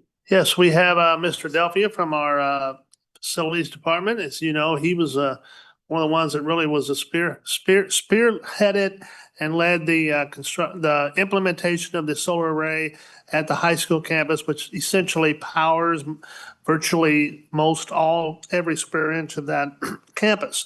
And so it's been over 3 years now, almost 3.5 years since that went live. And we felt that it was time to hear another update as to just, first of all, give an overview of how we got it for anyone new, but then kind of tell, are we seeing any return on investment thus far? And if so, what does that look like? And then he also has another big announcement, like he likes to come in every year and talk about, some of the energy savings we've got just through electricity and working with Evergy across all of our campuses. So Mr. Delphia, we'll turn it over to you. All right, good evening. All right, so I'll start here on this first slide here. I got a presentation made up here. Project discussions for this solar array began in mid-2020, and why Spring Hill High School was a good option to do this solar array is because it is all electric. So for any of you who have heat pumps at home and you can't pull any more heat out of there with your refrigerant, you start running electric heat, your meter will just, and it's very expensive. So, well, that's the situation we have at the high school. We have electric heat strips, all of our heating and cooling equipment, very, very expensive to run all that. And so it was just a good subject to have a solar array on site. So a lot of discussions went into this. We had board approval February 2021, and then construction was completed in June 2022. And then the system was activated in July 2022. The solar array only serves Spring Hill High School. It's a 750.4 kilowatt system. It is the largest solar array for a school district in Kansas, as far as I know, since 2024. I don't think anybody else has added to theirs that they have in Kansas. So I believe it still is the largest one for a school district in Kansas. 1,872 solar panels and 6 inverters. And this includes the solar array system and the automated control. So The solar array is a portion of this. It makes up the most, where we get the most energy reduction from the solar array, but there's also the control portion of it, which limits the demand in the building. And that's another big portion of this as well. So it is equivalent to powering 95 homes a month, 5.3 million hours of television use a month, charging 15 million smartphones, or completing 3,500 loads of laundry. So. Okay, we do have a contract with Evergy on this. It's a solar service agreement. It's a optional 20-year agreement with Evergy, and I'll get to the option part at the end of this. The system monitoring is provided by Evergy. The monitoring software we have is provided by Evergy. The mowing of the solar array property provided by Evergy through the contract. Solar panel cleanings provided by Evergy through the contract. Inverter repair, replacement, coverage of any additional repairs as needed. Guaranteed solar production of at least 80% output, and the building control software included for demand management is included in there. Now, we do have the option to purchase the solar array outright after 5 years if we wanted to. But I would strongly advise not to do that, because all this stuff is included within that agreement. And so if we were to buy it outright, we would be responsible for replacing the inverters if they go out, or mowing the property, or cleaning the solar panels and all that maintenance that comes with it.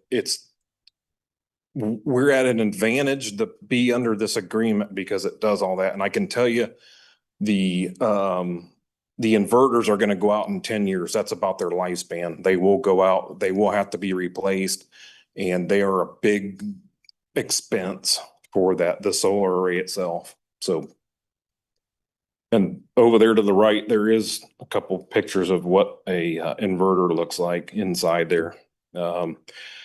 Overall cost of the solar array is $2,072,460, 20-year term.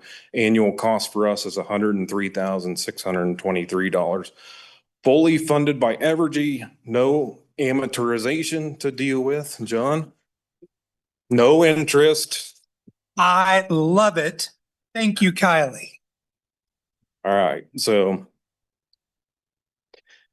All right, here is our yearly utility expense comparison. And so I want you to take a look down in the bottom left-hand corner. I put 2018, 19, 2020, 2021. And you'll see our electric bills in 2018 are extremely high, almost $400,000. 2019, they're a little bit lower. 2020, they went down significantly, and that was due to COVID, because we had shut things down during COVID. We weren't using the buildings as much. That is the reducing cost there. And we were even dealing with it in 2021. You'll see it's reduced as well. And then below all that, I put a pre-solar array average. So I averaged 2018, 19, and 21. I took out 2022 because it was COVID. I didn't think it was a good metric to put in there because it was just so off. And that's the average there.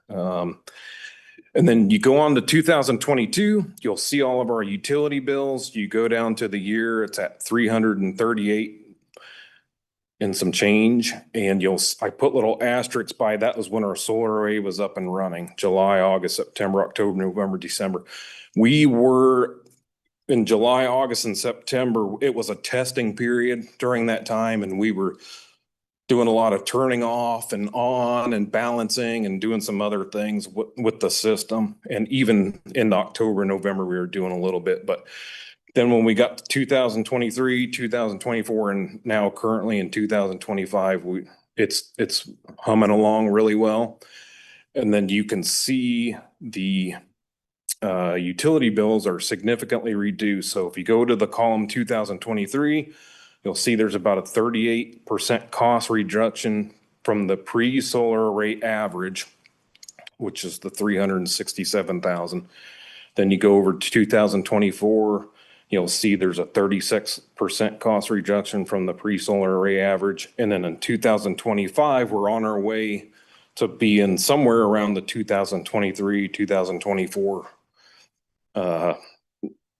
percent reduction there as well. So we'll see how that pans out here in the next couple months. But I think we'll be right along the lines of 2023 and 2024.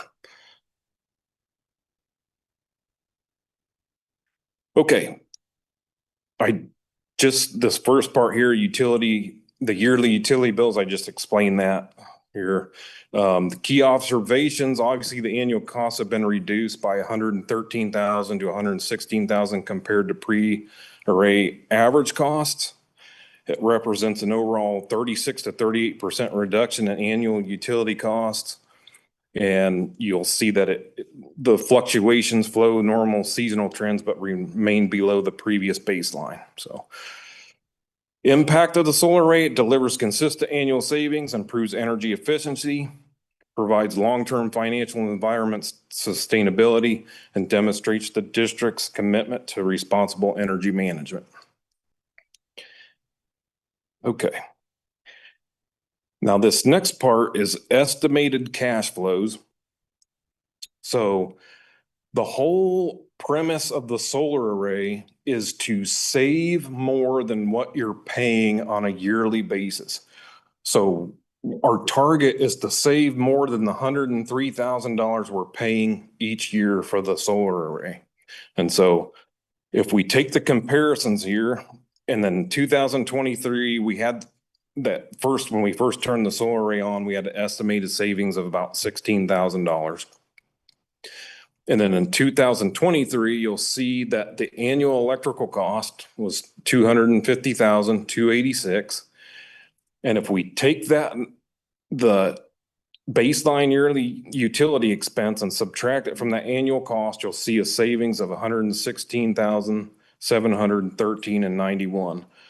Then if you subtract the cost of the solar array, it gives you the net cash flow of $13,090.91.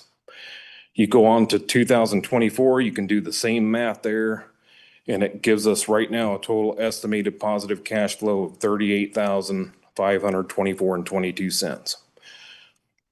Now I want to point out that this model works now for us because I can compare, and our utility rates have stayed pretty much the same, and this works well. But when we start to add a CTE center on, and we start to, if the utility rates go up, this model that I'm using here is going to change. And so I'll be working with Evergy to figure out how we can determine what our demand was and those costs were on the building side. I can currently see what our solar arrays produce, and that's pretty easy. But the next time I bring this up, it'll be a little bit of a change in how we're doing this estimating. So. And then environmental impact. So obviously there's a large carbon reduction. The solar array reduces reliance on coal and natural gas power plants. To date, we have saved 1.4 kilotons of coal saved, 3.58 kilotons of CO2 emissions. And then the equivalent of that is about 713,400 trees saved. And it just demonstrates responsible stewardship of taxpayer funds and a strong commitment to sustainability. And I will stand for any questions. Thanks so much, Kelly. One of the questions I have is, talking about seeing the visibility and the array performance. Do we have an estimate at how those panels are performing against projections? So basically, they're promising the floor of 80%. Is it currently performing at 99% of designed cap, 90? Do you have an idea? I don't. Okay. I can get that to you. At some point. I don't need it tomorrow or anything. But I know it's above 80% for sure. I can tell you that because we've never had to, they've never, so. Well, I'm just concerned. I just like to know, because if in the back of my mind, if it's performing at 99% and it's, a 9K savings over the years, their 80% threshold, if it gets down to there, does the math change? Okay, Is just keeping an eye on that. okay.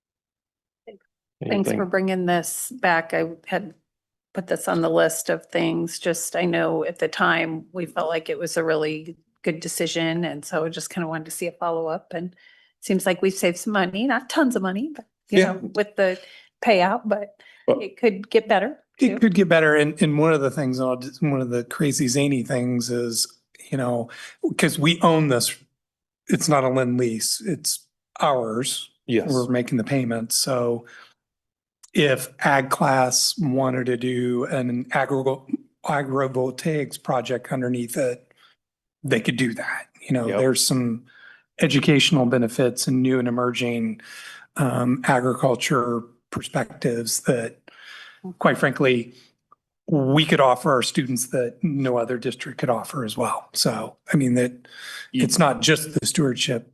There's some other potential benefits in this. You're right. There, to Miss Mitchell's point, this, you got to look at this as a long-term investment too. So once we get to that, if we do extend the contract, because we'll have to renew the contract in 10 years, there's a state statute, we can only go 10 years with the contract. So it will come back up for renewal in 10 years. But if we did, and we went to 20 years and we have it paid off, the money we would get back for that over the long period of time is exponential. It's quite a bit. So you got to look at it as a long-term investment. And then to your point, that is a perfect spot to do like a pollinator type right around the solar arrays. A lot of other places do that. It just great projects for kids. And, in another 5 years when that comes up, who knows? Maybe we'll have an electrician CTE program and we'll want to own it so we can play with it. Yeah, sure. You're I really like hitting the, John's buzzwords, by the way. I In pollinators Yeah. too, Kylie. Mineralization, pollinators. When maybe they haven't talked about this as far down the line, but in 20 years when it's paid off, you still have to have some kind of service agreement with them to do all the things that they're doing with it, correct? Or We would have to contract that out with somebody, whoever would be doing it at the time. So it'd be, who knows with inflation or whatever, but it'd probably be less than the $103,000. Sure, yeah. Well, and who knows with the laws by then, because those laws have changed multiple times over the last 10 years. So. Can I ask one clarifying question? Mhm. Your slideshow said fully funded by, remind me who Evergy, thank you.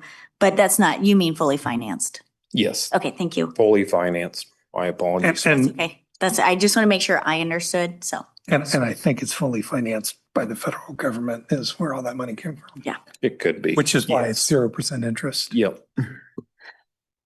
Wonderful. All right, any other thoughts, questions for Mr. Delphia? I've got one more thing here. Oh, yes, please, sir. And I added on here, it really doesn't have to do with the solar rate so much, but if you recall, last year, we participated in the building demand response through Evergy. And what that is when we have really hot days, Evergy will call a curtailment days, and then we'll reduce our energy load. We'll put our setbacks, we'll turn the temperatures up in spaces and do a lot of work to save on energy. And then they will incentivize us for that. And for the second year in a row, we were honored with the top overall achiever award for school districts in Kansas and Missouri. And we got this nice, pretty award here, and I'll pass that around. Kylie, congratulations. And so on top of that award, we will get a check for almost $40,000. So $39,955.03 come to us, and then I'll send it to Nathan, and I don't know what he'll do with it, but And that's for one summer? That's for one summer. Yes. And not only did we get the check for $39,000, but we also saved on our utility expenses because we curtailed it back. So. We got the trophy. And we got the trophy. So I'm pretty proud of that. I got to give Matthew Swafford, he's our HVAC guy. He did a lot of work on the back end to make this happen. And so shout out to him and a shout out to everybody who was patient with us, because if you turn somebody's air off, you know how frustrating it can get. And so everybody was they understood what we were trying to do and accomplish. So big thank you to everybody. But it sounds like you worked out a good plan. You're pre-cooling some areas and all that kind of stuff Yeah, to, we to did. take care of staff too, Yeah. So. which is great. Thank you. Yeah, what do you think your top initiative was to achieve that? Just turn up the air, is that it? Or did you turn down the lights or what? Yeah, it was, we sent out emails to turn off lights that weren't being used and, and I'm sure that the LED upgrades we did at the schools over the summer helped with this and, so, Very cool. yeah. Well, maybe you can spend some of those dollars for some extra ice towels and deodorant. So, okay. Well, thank you, Kylie. Congratulations. Thank That's you. awesome. Appreciate it. All right. Am I good to move on, sir? Yep. Awesome. Okay, 8.07. 8.06, Way Church long-term facility use request. Okay, I went back and I'm sorry. No. Go ahead. You go right ahead, sir. But Okay. continue on, Kylie. Okay, sorry. We do have Zach, Tim, I apologize, Brian. They're here today. They're from Way Church. They're representing Way Church. So I went back and I listened to the last board meeting that this was discussed at. And I've got some questions here that were brought up and I'll just kind of go through those with you real quick. Before we totally jump into this, can we take a small break? Is that okay? Absolutely. We have- Yes, let's Yes. do it. Okay, we'll reconvene in 6 minutes.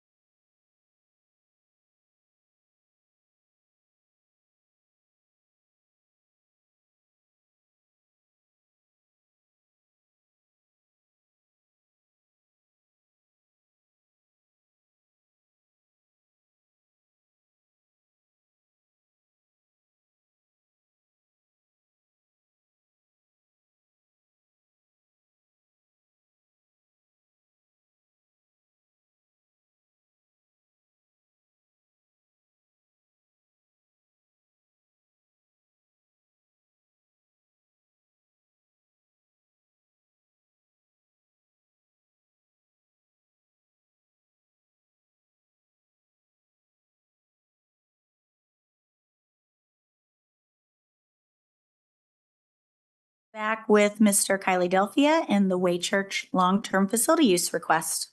Okay. All right, so I went back and listened to the previous meeting about this discussion item, and I wrote down these questions, and I'll go through and answer them.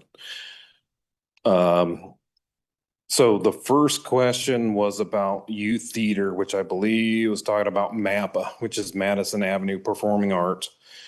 And it says, will it affect their program? And it's not going to affect their program. They will have sets built on stage, but I've talked with them, and their main, when they're doing their service, will be up front. And so their sets in the back won't affect anything going on with theirs, and we'll work together with MAPA and Way Church to navigate that, but I don't think it'll be an issue. Snow removal, how does that work? So what we have done in the past is, and we still currently do this with Spring Hill Rec Commission, if we get a snow, like say it happens at 11 o'clock at night and goes to 3 a.m. in the morning, and we can get in there and push that snow out and allow them to come in to have their service, we will do that. Now, there is a charge for that. I believe it's $90 an hour per person. So yes, per truck that we have out pushing snow, laying down salt, or whatever that is. So now, if we get a snow that's happening at night and it goes on through the morning, we can call it. We can say, hey, it's just not safe enough for us to have service. We're not going to be able to push it, and there's going to be more snow coming in. We can just call it. And again, we do that same thing with Spring Hill Rec when they're doing their basketball games on Saturday.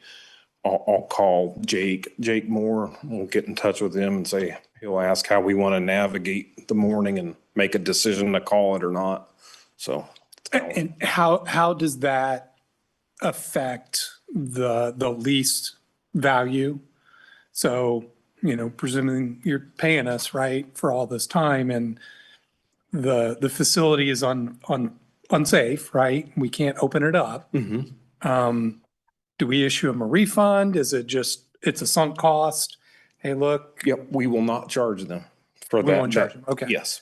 So. Okay, I'm just trying to. Yeah. No, that's a good question. Get all the wrong, okay. Yep. We just don't charge them for that.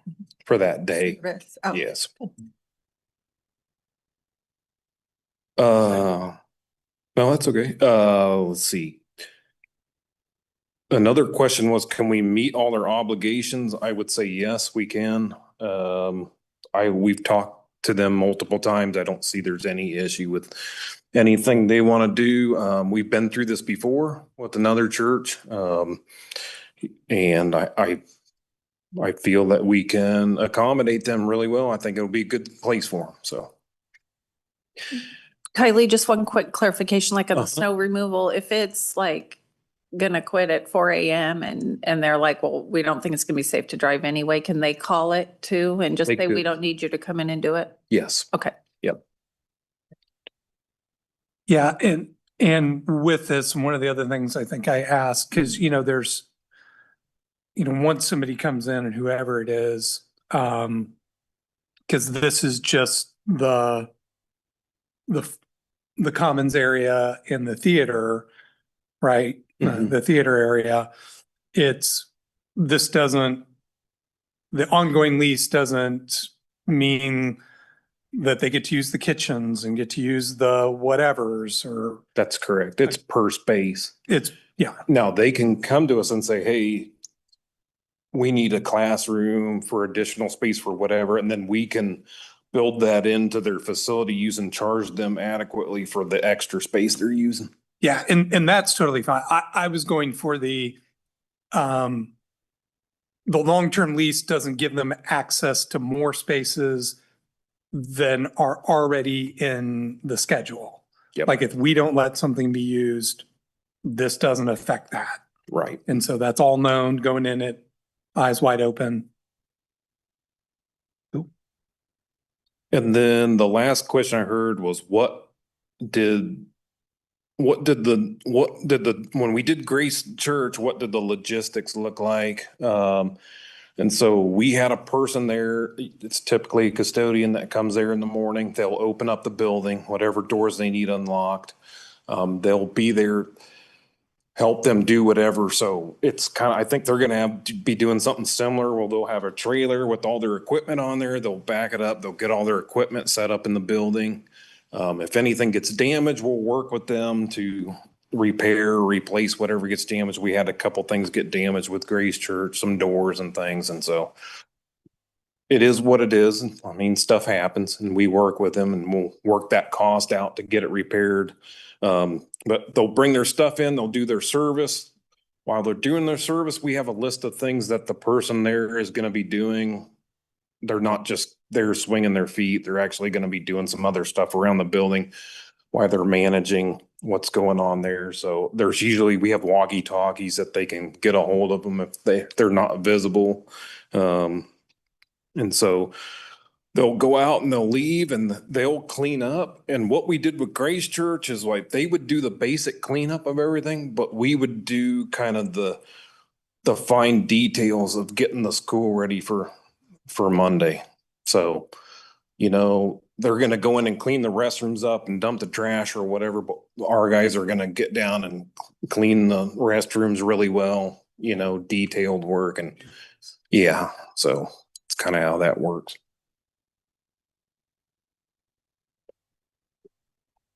This is more a question to my fellow board members. Does anybody have any reason why they wouldn't vote to approve this? Because these people have been sitting here for 2 hours. Oh, yeah, I have none whatsoever. No. Okay. I just want to understand how it all works. It's just my nature. Has nothing to do with the nature of what they're doing. Well, if Kylie wasn't a dedicated Chiefs fan, we would have known all this a couple weeks ago. Yep. I apologize. Yeah, I'm sorry. Yeah.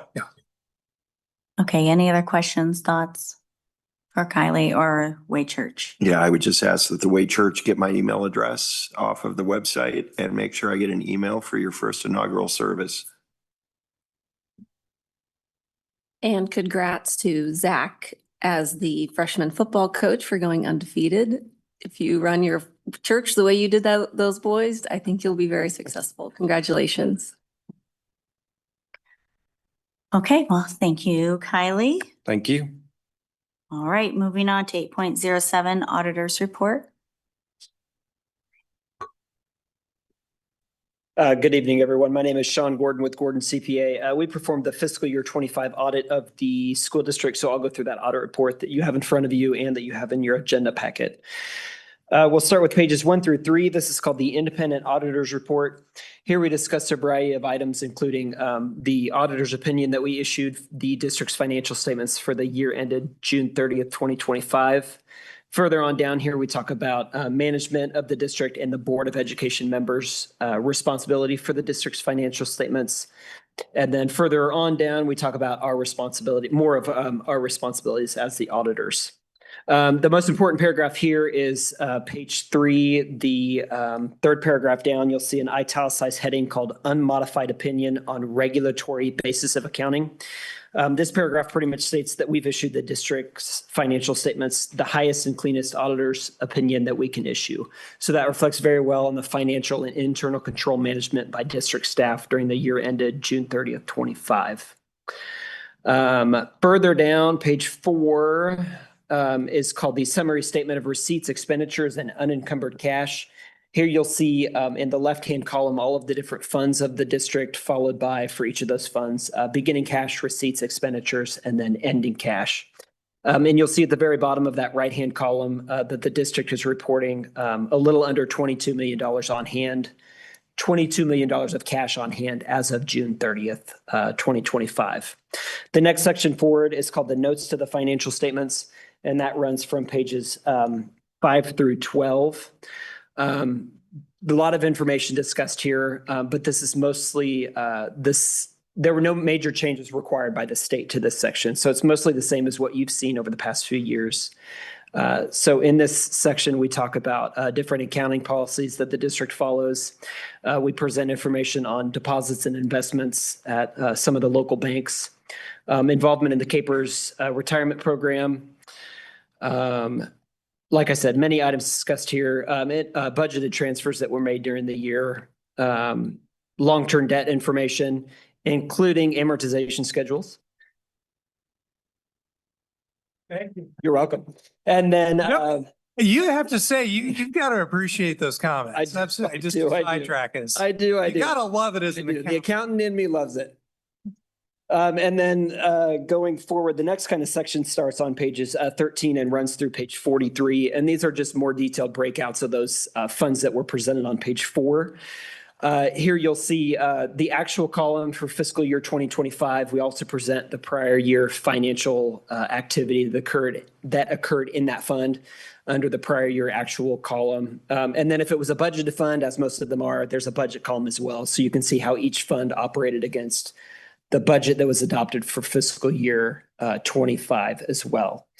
After that big long section, there's another section, the final section near bound copy, that's called the governmental audit section.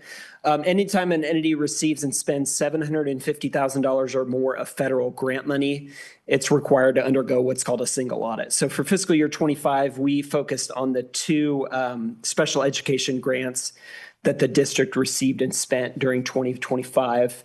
We're required to look through and make sure that expenditures were expensed according to what the grant agreement was, make sure that all federal and state statute requirements were met by the district as well.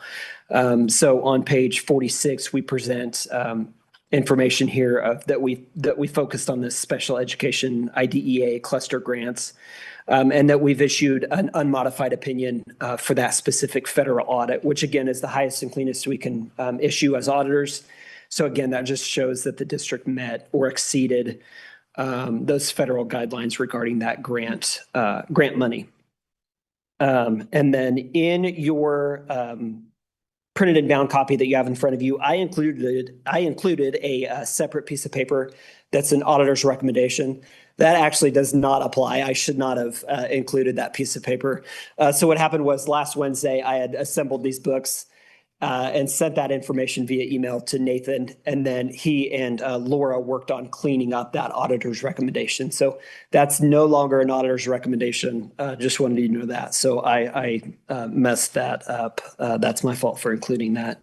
And that recommendation originally had to do with some credit card transactions. But like I said, Laura and Nathan worked on cleaning those up. So that's no longer an auditor's recommendation for the fiscal year 25 audit.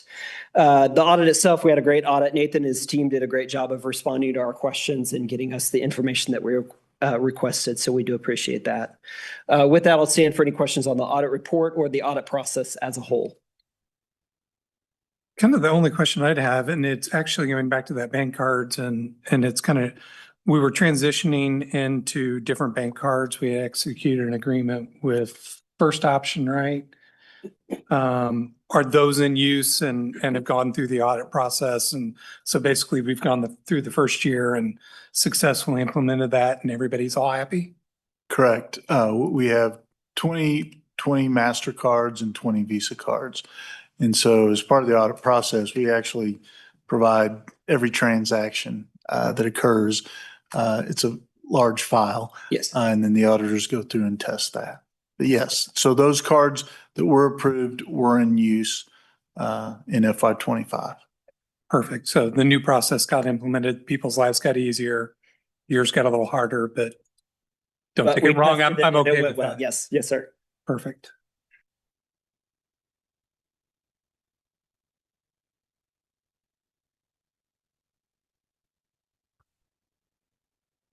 Any other questions, thoughts for our audit firm? I'm always happy with an unmodified CPA opinion. Okay, well, thank you. That was an easy one for you. Thank you. Appreciate it. Okay, we'll move on. 8.08, Board Management Platform Assembly. All right. Dr. Robinson? I provided you 2 price quotes, and I've shared some information, but I'll highlight a few things for you. We're recommending version 2, which includes the policy meetings and documents modules. I think you could make an argument for the communications one, and I wouldn't tell you you're wrong, but I think to start with, I think starting with those three would give us the foundation of what we need. I think part of our concern is the communications module may duplicate some things that we already have in place. And that's something we could continue to explore for year two. But John, you've been a part of this the whole way. So if that's a piece that comes up, we wouldn't be opposed to it. It's only a $1,700 difference between the two. They're also giving us a 15% discount. I think it's on the first two contracts. Is that right? For being the first school district in Kansas to purchase their services. And then just a reminder, currently we're paying about $9,000 for our board platform. So it'll be a slight increase, but with that discount, it only gets us pretty close to where we are. Currently, they've only seen one rate increase in their 18 years, which was about a 3 to 4% increase. And so I think we can expect that it would be a pretty stable price for us moving forward. It is a 1-year contract. We ask about multi-year. They don't typically operate that way. If that's something the board really wants to consider, we could push them a little harder on it. But I think 1 year gives us a chance to explore and make sure it's really what we want moving forward and still have the flexibility for next year to, if we need to do something different. One rate increase in 18 years pretty much takes care of that for me, Josh. A lot of them will build in a 5% minimum increase. Yeah, right. Or at least CPI, right? So refresh my memory then too. We move forward with this.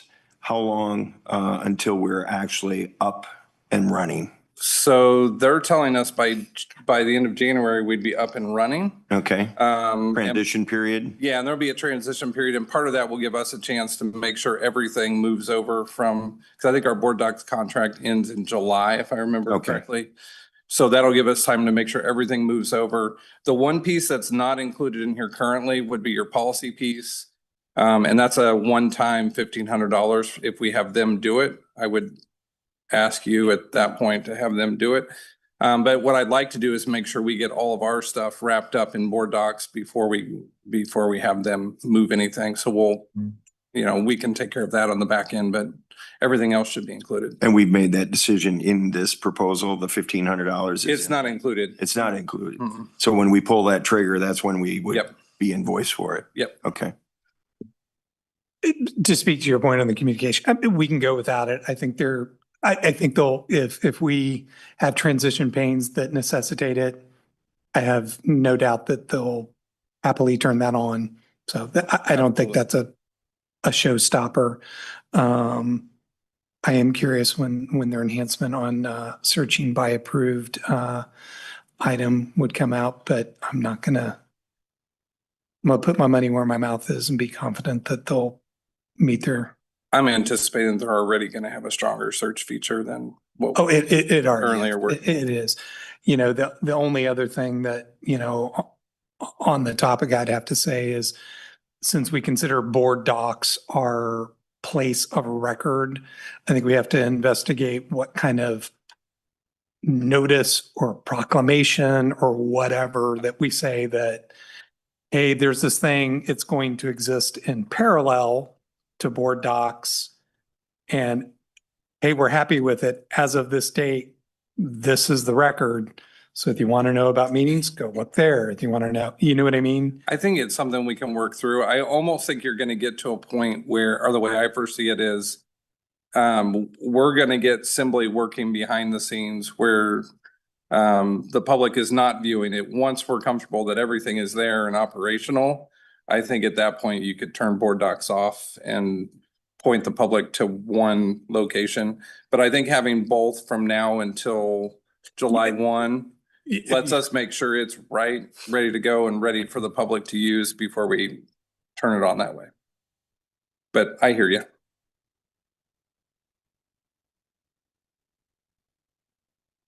That's all I have. If you've got other questions, I'm happy to answer. Okay. Well, thank you, Dr. Robinson. Okay, well, looks like we can move on to 9.01. We need an executive session.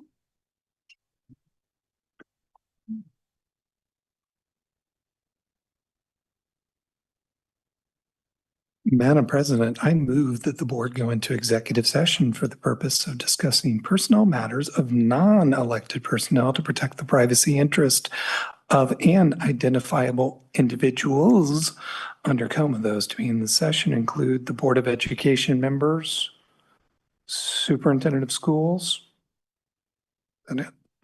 and others as requested. The executive session is to begin at 8:15 with the open meeting resuming at this place at 8:45? 8:45 at this place. Second. All right, there's a motion and a second. Any discussion? Rachel, please take the vote. Mrs. Milius, Yes. Mr. Hole, Yes. Mrs. Baker, Yes. Mrs. Horn, Yes. Mr. Chitwood, Yes. Mrs. Mitchell, Yes. Mr. Ewing, Yes. approved.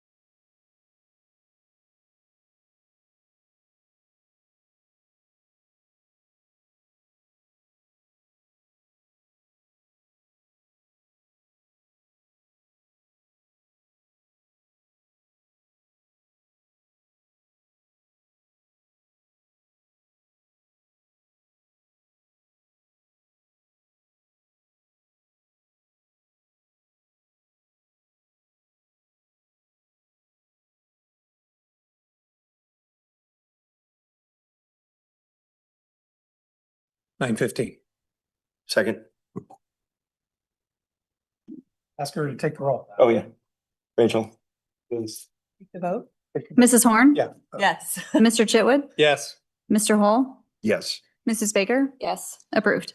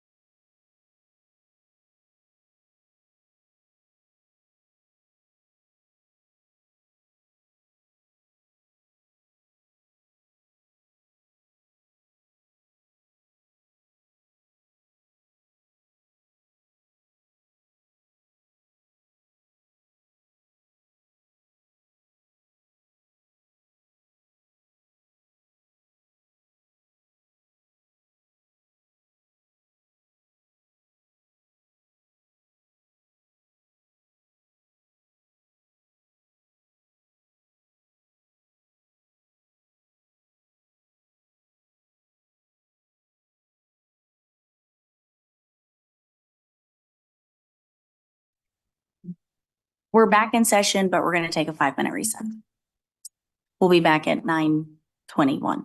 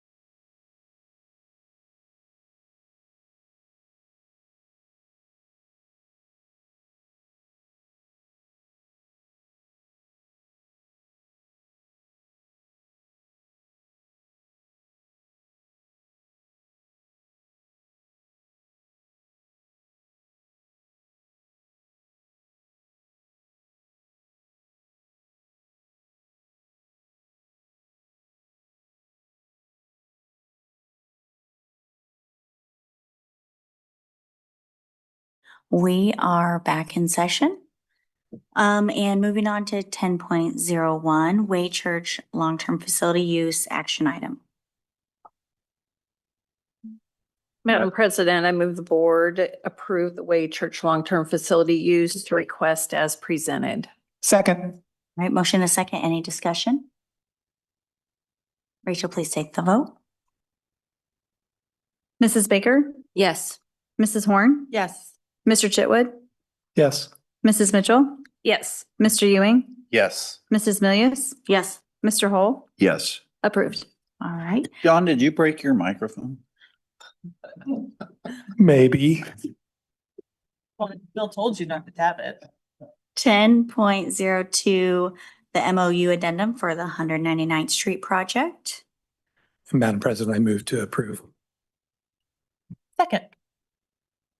There's a motion and a second. Any further discussion? Rachel, please take the vote. Mrs. Horn, Yes. Mr. Chitwood, Yes. Mrs. Mitchell, Yes. Mr. Ewing, Yes. Mrs. Milius, Yes. Mr. Hall, Yes. Mrs. Baker, Yes. approved. All right, moving on to 10.03, Board Management Platform Assembly. With your motion, it would be, Version 2. 2. okay, just make sure you say that in your, Madam President, I move to approve version 2 of the motion with, you want the proviso for the 1,500 for the transition, or you want to do that separate? Okay, I move to approve version 2 as presented. Second. motion and a second. Any further discussion? Rachel, please take the vote. Mr. Chitwood, Yes. Mrs. Mitchell, Yes. Mr. Ewing, Yes. Mrs. Milius, Yes. Mr. Hall, Yes. Mrs. Baker, Yes. Mrs. Horn, Yes. approved. Okay, moving on to 10.04, approve superintendent search firm. I feel like we can table this for now. I think that we got stuff to look at. Yeah, and think of. we just got the packets, we just got everything. We'll read through it and call a special meeting if need be to for interviews. Okay. Moving on to 11.01, future discussion items. All right, I feel like we have some, well, I think we already took it off. I think we already took off the, oh, nope, the solar array. We can take off solar array, just presented. Awesome.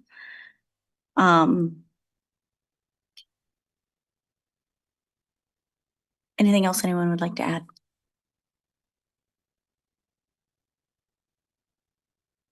Okay, or remove? Okay, well, let's move on then to board work calendar. I feel like we are on track. Let's see. We have a work session headed our way on December 1st. Now, Josh, that still has G and K in there. Are those? I thought some of them were close and some of them weren't close when we were there.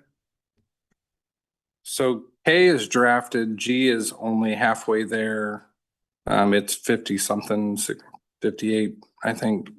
Do you feel good about K? Do you feel like we can still do K? K is only like 8 or 10. Like, I don't think it would be worth a full work session. G, to get it done, vetted by Greg, I think we're gonna be pushing it, but Yeah, that's the one you said you at the Yeah. last work session that you weren't sure, but we kind of may need a meeting anyway. Well, I was going to say, can we push it then, Josh? And if it turns out to just be K, I'm sure we can fill the agenda with some other items if we have to, but let's try and Yeah. get G in there as well. yep. Perfect, then we will leave those on there. Rachel, can we go through, you had sent a list of like RCP to all the things. Can we go through that? Because it seemed like a lot of those deadlines were approaching quickly. Yeah. And that way you can get a verbal RSVP now if you need it. Are you talking about the email I sent last week for KSB or? I feel like there's been a few. So if is there anything that you're crucial that you need an RCP for? That maybe you're missing? Hold on, give me 1 second while I pull that up. That's okay. I know I'm putting you on the spot. I think it's the KASB Friday happy hour, dinner, All the events. Saturday Yeah, all the, dinner. So is that the only thing? I felt like there was a couple other events you asked for an RCP for. The holiday dinner. the holiday dinner. We have the legislative luncheon coming up on Tuesday, November 18th. That one's on there as well. Do we have a representative there? I can if, that's one I usually go to. It's the intimate one. It's a small group. It's a great turnout. You can usually ask, yeah, they serve lasagna. And that you can usually ask questions like just straight to it was really great. No, it's in Olathe. It's put on by the chamber. Last year it was Ty Masterson and Dan Hawkins. Yes. So we had, both sides represented and it was great. It was good feedback.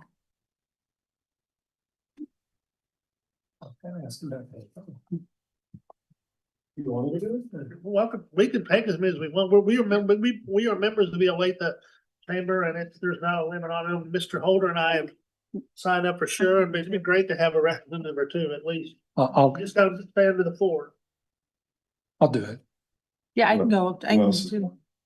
I can do it if Be great. April said she could go. the three of No, us. I'm good if you three want to take it. I'm happy.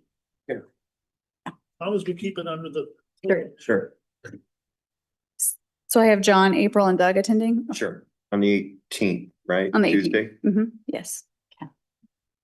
What else? The holiday dinner. Did you need us to RCP people for that? Yes, if your spouse is coming. Okay. Mine too. Yes. I have to get back to you. Yeah. Look at this. You're just collecting them all. Yes. Anything else? No, I think that's all for right now. Okay, I'm sure there'll be more coming. perfect. Other than that, I feel like board work calendar looks to be on track. Okay, we'll move on to Board of Education member reports. I'm going to jump in here first, and I wish Eric had stuck around because, I really kind of measure my life by experiences, right? And I had just an absolute tremendous experience last week getting to go with Eric and Mrs. Skibby and Mrs. Endicott to a career fair at Emporia State. And honestly, I didn't know what to expect when I got there.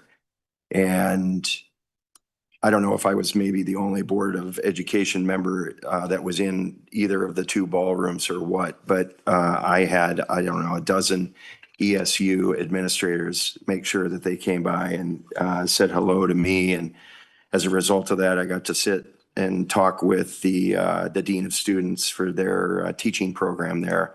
And we were kind of sitting back in the corner of one of the ballrooms. And I made the offhand comment to her that it must be incredibly satisfying and fulfilling for her to be able to sit in that room and see basically 180 school districts, prospective employers there with two chairs on either side of the table so that they can do shotgun interviews with the 135 graduating students, both December and May.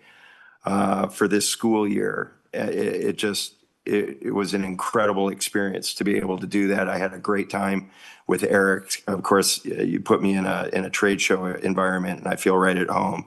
And so I would highly recommend if any of the board members get an opportunity to do that, it's definitely worth the experience. I also got to attend the inaugural Unified Bowling Tournament, and that was a month ago.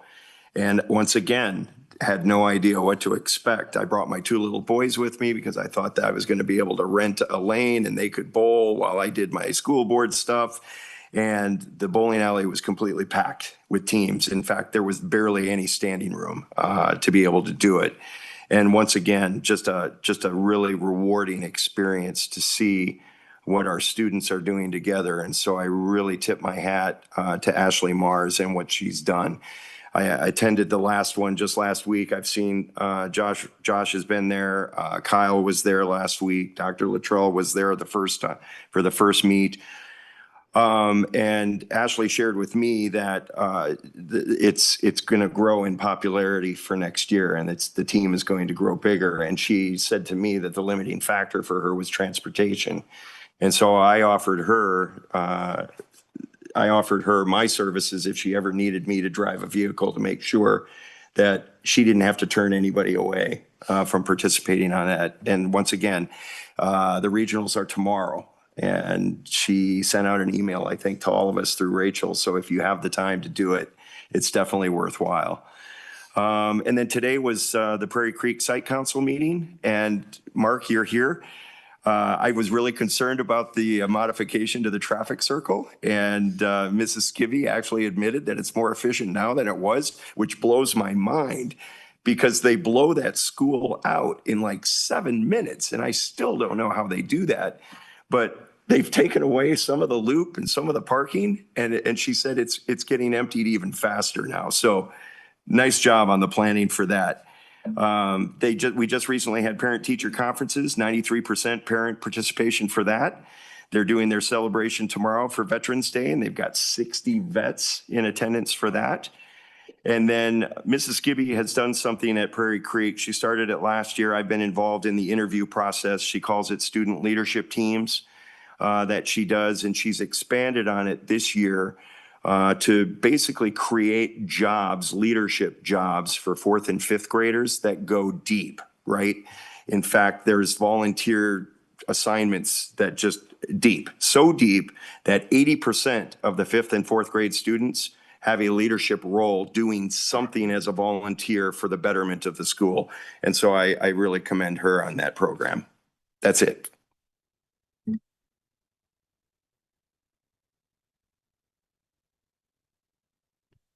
Okay, well, I also attended Unified Bowling one week, and it was exciting to see those kids enjoying it. I got to talk to quite a few parents and bowlers, and it seems like a really awesome ad. So I'm excited to see it grow as well. I attended the City of Olathe State of the City luncheon, which was very exciting. It's exciting to see our relationship with the state of Olathe start to grow. They recognized us as one of their superior school districts in their city, which hasn't always been the case. So that was really exciting. It was a really great to see what's happening and what's coming to Olathe. And then I felt like there was one more. The chamber dinner, the annual chamber dinner, one of my very favorite events, held at Bergmont Winery this year and put on by Sharon and her team. And it was really awesome. It was really awesome to see all of our community partners there. And one of the best things about it, and our kids aren't there, but our school district is represented. But one of the best things about it is to see the camaraderie between all the businesses and the support they give each other. When one of the businesses wins Business of the Year, everyone cheers. And you can tell when that's how your businesses treat each other, that trickles down to the rest of the community. So I loved it. I love it every year. Thanks, Sharon. I have a non-report report, which is I'm just continuing to work on the CTE involvement with corporations and trying to bring some people into the fold and support Dr. Luttrell and company. I'm working on it, but I don't have any commitments yet, but that's still ongoing. So. Thank you. We actually, now that you say that, while I was at the city, I got a commitment from Atmos Energy and passed that on to Chef. So lots of partnerships, and if you'd like that, contact as well. But they are ready to dive in and help us however we can, however they can. So anyone else? Any other reports? Okay, let's move on to 14.01, the superintendent's report. Very brief report. For some reason, my superintendent's report got erased. It was a late hour after, a couple things. The only two items I had anyway was, first of all, it was already mentioned, but we do have many of our talented students at each of our schools have put in time and effort to plan a Veterans Day ceremony. Few were held today. Many are going to be held tomorrow. I do encourage, if your schedule does allow, to try and attend and support our students, because they do a very good job with them. And then the second thing I had was that, our fall sports and activity season has wrapped up again. We had a very successful fall in all of our activities across the spectrum, both in the fine arts as well as on the athletic field, both middle school and the high school level. And then, of course, I think it's next week is when middle school has kind of already started up with wrestling and girls basketball, but the winter sports for the high school level, most of those practices and tryouts will begin in earnest next week. So there'll be a lot of opportunities throughout the coming months to keep supporting our students. So again, that's my superintendent's report. Okay, thank you, Dr. Luttrell. All right, well, with that, we're adjourned.